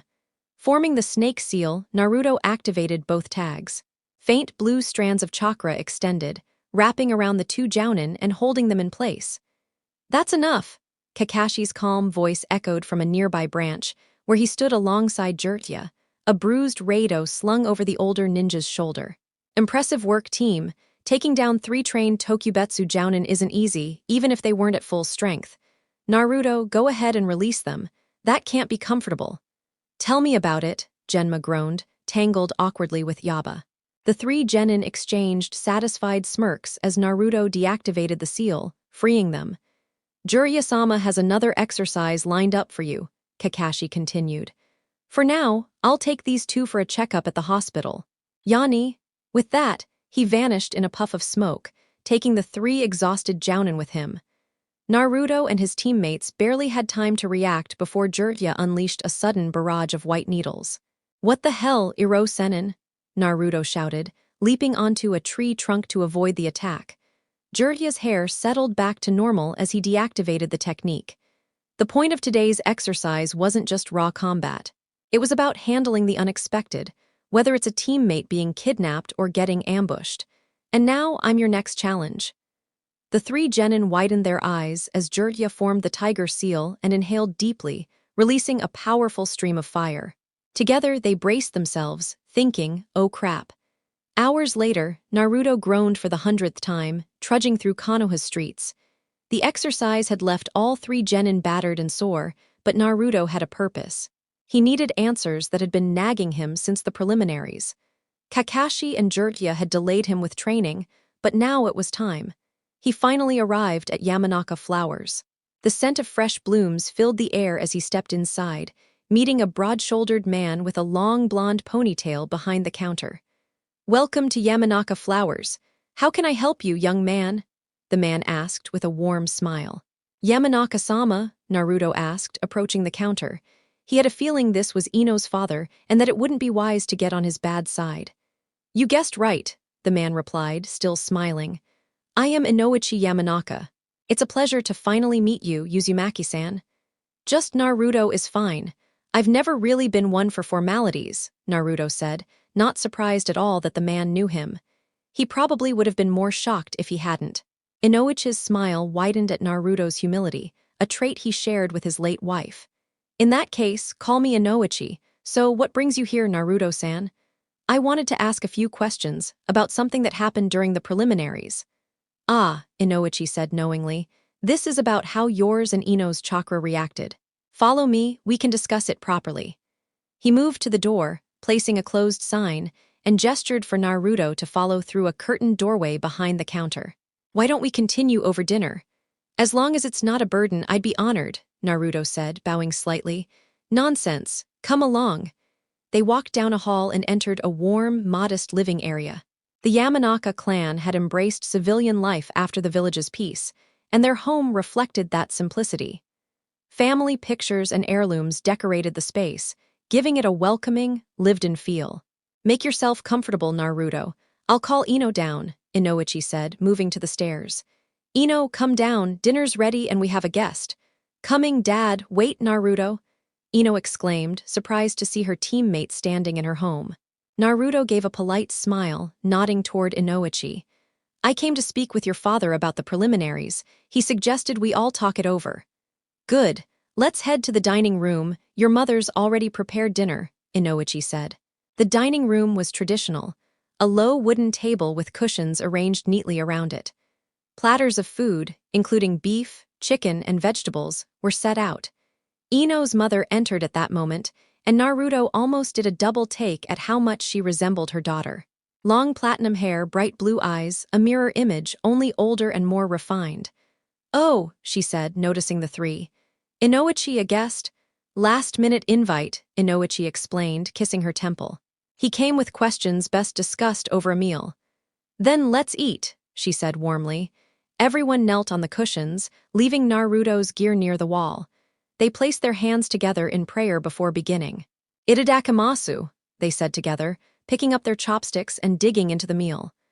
Naruto blinked in mild surprise when he noticed Ino picking up a piece of chicken and taking a bite. He had assumed she would stick to her usual self-proclaimed healthy diet, especially after all the bragging she and Sakura had done in the academy about their eating habits. They ate in comfortable silence for a few minutes before Inoichi decided it was time to address the matter at hand. "So, Naruto, what is it that you want to know? Ino has already told me some of what happened, but I doubt I can answer everything you're curious about." "Don't worry, Inoichi-sama," Naruto replied, a small smile on his face. "I never expected you to have all the answers, but anything you can tell me would be really helpful." Inoichi's lips curved slightly in acknowledgement. He could already tell Naruto was sharper than most. "Very well. Ask whatever you need." Naruto exchanged a quick nod with Ino before turning his attention back to her father. "First, I want to understand how Ino and I were able to communicate telepathically. I know that's a skill unique to your clan, and I'm almost certain Ino didn't trigger it on her own." "Your assumption is correct," Inoichi said, leaning back slightly. "Ino didn't initiate it. I've been pondering this myself. While I can't say for certain, I do have a theory." The teens perked up eagerly. "Let me explain a bit about our clan's telepathy," Inoichi continued. "Members of the Yamanaka clan can communicate mentally with each other fairly easily, even without using our mind-body transmission jutsu. Our mastery of mind-based techniques allows us to project our consciousness beyond our physical bodies. Combined with our adaptable chakra, this lets us form mental connections with other clan members." Ino frowned slightly. "Okay, but how does that explain how Naruto and I could talk without using jutsu, Daddy?" Setting his chopsticks aside, Inoichi folded his hands on the table. "Because our chakra is so versatile, I suspect your naturally flexible chakra reacted to Naruto's unusually strong chakra. That reaction may have created a link between the two of you, letting you communicate mentally." Ino nodded slowly, though it was clear she was still processing the concept.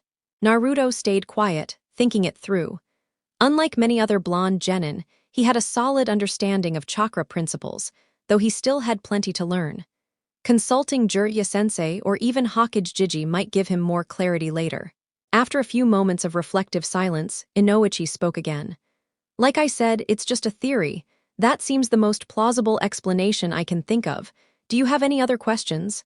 Ino's hand went up slightly. "I do. Do you remember what I said happened right before I heard Naruto's voice in my head, Daddy?" "You mean the sudden surge of energy and spike in your chakra reserve?" Inoichi asked. "Yeah, do you know why that happened?" He shook his head. "I'm afraid I don't, sweetie." Ino's brow furrowed in disappointment as she looked back at her plate. Seeing this, Naruto gently nudged her shoulder. "Hey, don't be down, Ino. If you want, I can ask my sensei or even Hokage Jiji about it." Her face lit up instantly. "Really? You do that for me, Naruto?" "Of course. I was planning to discuss this whole situation with them anyway. Adding another question won't be a problem." He gave his signature sly grin, earning a faint blush from Ino. Her parents exchanged a knowing smile at the small interaction, but quickly returned to their meals. The conversation drifted to lighter topics as the night went on, giving everyone a chance to learn more about each other. When the meal was over, Ino got up to collect the dishes. Naruto jumped up to help, gathering the remaining plates. Misaki tried to tell him to relax, but he politely insisted, saying it was the least he could do for being welcomed into their home. 10 minutes later, after helping with the dishes, Naruto bid the Yamanaka family good night. Ino offered to walk him out, and the two blondes found themselves outside the flower shop as the first stars began to appear. Well, we might not have all the answers yet, but at least we have a solid theory about what happened in the preliminaries, Naruto said, turning to face her. Ino's gaze dropped. Yeah, I guess we'll just have to wait a bit longer to understand everything. Naruto placed a reassuring hand on her shoulder. She looked up, meeting his sapphire eyes, and felt a warmth spread through her. Don't worry, Ino. We'll figure it out. The fact that we have even a theory is something special. And I'm still planning to talk to my sensei and Hokage Jiji. I'm sure they'll have ideas too. She smiled at him, gratitude in her eyes. Thanks, Naruto-kun. Neither noticed the affectionate suffix she added. I guess I'll see you in a few weeks at the finals. Good night, Naruto-kun. Night, Ino. Naruto gave a last smirk and small wave before heading toward his apartment, leaving Ino to the teasing she would soon endure from her parents. Kano Hagakure Stadium day of Chunin exam finals. Konoha was alive with excitement as the long-awaited finals began. From all over the land, spectators, civilians, nobles, and even daimyo flocked to the stadium nestled within the village walls. At the center of the stadium, 10 Chunin candidates stood in formation, waiting for the first match to begin. The lineup promised an unforgettable tournament. Heirs of Konoha's prominent clans, the prodigy of the Hyuga, the last loyal Uchiha, and the son of the fourth Kazekage. Unseen by most, the Hokage son had his eyes closed, preparing mentally for the battles ahead. He and his teammates knew of the potential threat to the village, thanks to their previous encounter with Orochimaru. While others remained unaware, they had the task of intervening if the enemy struck. Naruto's greatest concern, however, was the fellow Jinchuriki. He wasn't certain, but his instincts told him Gaara was indeed a Jinchuriki. The redhead's instability was obvious, and the aura of bloodlust surrounding him made it clear he wouldn't hesitate to kill. Naruto silently resolved that if Gaara tried to harm others during the match, he would stop him, whatever it took. Cage box Hiruzen Sarutobi observed from the top box, a perfect view of the field. Pride swelled within him. Almost all of the competitors were Konoha genin. Such a strong showing would draw attention to the village and bring more missions, but most importantly, he was proud of Naruto, his surrogate grandson. Jiraiya and Kakashi had kept him updated on Team 7's training, and he was impressed with their growth. When he had formed the team months ago, he recognized their potential.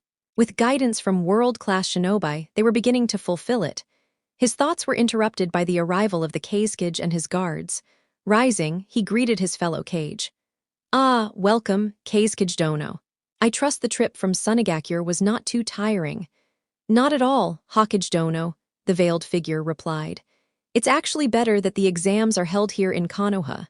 At your age, traveling to Suna would be taxing. A warm, hearty laugh escaped the seasoned shinobi, masking any trace of irritation at the wind shadow's sly remark. A calm, serene smile completed the illusion. Come now, these old bones still have some fight left in them. I intend to stick around for a few more years yet. Turning his attention back to the arena, as the Kazekage took his seat, the third Hokage stepped to the edge of the platform. Well then, shall we get started? Indeed, the green-robed shinobi murmured. This year's exams will certainly be one to remember. Welcome, everyone, to KONOHAJKURE no SATO CHUNIN selection exam. Sarutobi's chakra-amplified voice echoed across the stadium, drawing cheers from the audience. This year, we are proud to present 10 promising candidates. These young genin have fought their way through the PRELIMINARIES and EARNED, the right to show their SKILLS here today. Without further delay, let the final tournament begin.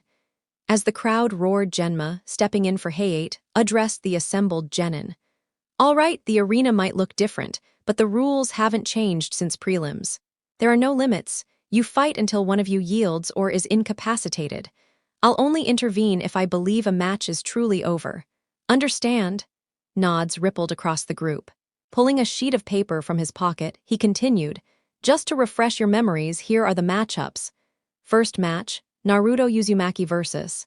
Shino Aburame. Second match, Rock Lee vs. Neji Hyuga. Third match, Sakura Haruno vs. Ino Yamanaka. Fourth match, Shikamaru Nara vs. Kiba Inuzuka. Fifth match, Sasuke Uchiha vs. Gaara no Sabaku. The first match will be Naruto Uzumaki vs. Shino Aburame. The rest of you, head to the competitors' box. As the other 8 genin filed out, the remaining members of the Konoha 12 and their senseis eagerly leaned forward, curious to see how their comrades would perform. Well, Kakashi, Kurenai remarked beside Asuma, it seems your student has an uphill battle. Shino's techniques will likely counter anything Naruto tries. He couldn't have gotten a tougher opponent. Kakashi, standing in the aisle with no book in hand, offered a subtle eye smile. Now, don't count Naruto out so quickly, Kurenai. There's a reason they call him the most unpredictable ninja in the village. By the end of this fight, you'll see exactly why. In the arena, ready? The 2 genin nodded without breaking eye contact. All right then, first match, Naruto Uzumaki vs. Shino Aburame. Hajime. Genma's voice rang out as he stepped back, wisely giving Naruto space to fight on his own terms. For a full minute, neither combatant moved. Their silent stare-down felt endless to the audience, leaving many restless. Finally, Naruto broke the tension. Call your insects back, Shino. If they eat any more of my chakra, they'll perish. You're correct, Naruto-san, Shino replied, raising his right hand. A swarm of Kakachu flew to him, vanishing into his jacket sleeve. Thank you for giving me a chance to recall them. Could you also remove the seal on my leg? Naruto smirked, forming a half-ram hand seal. A pulse of chakra disintegrated a small seal tag, the same color as Shino's pants. The crowd fell silent.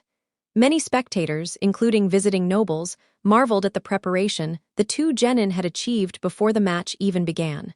Veteran ninjas, however, recognized the skill behind the foresight and execution, skills many Chunin couldn't match. Well, Naruto said, refocusing, now that preliminaries are out of the way, let's get serious. Agreed, Shino replied. The 2 leapt at each other, kunai clashing midair.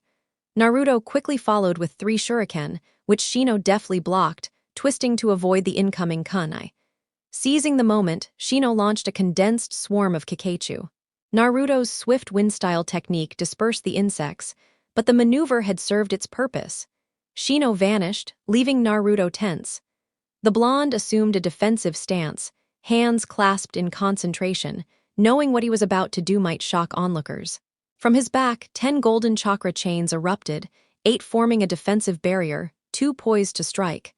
The reaction was immediate. Fellow genin were stunned, recognizing a hidden skill of immense power. Older shinobi, especially those connected to Naruto's parents, were visibly awed.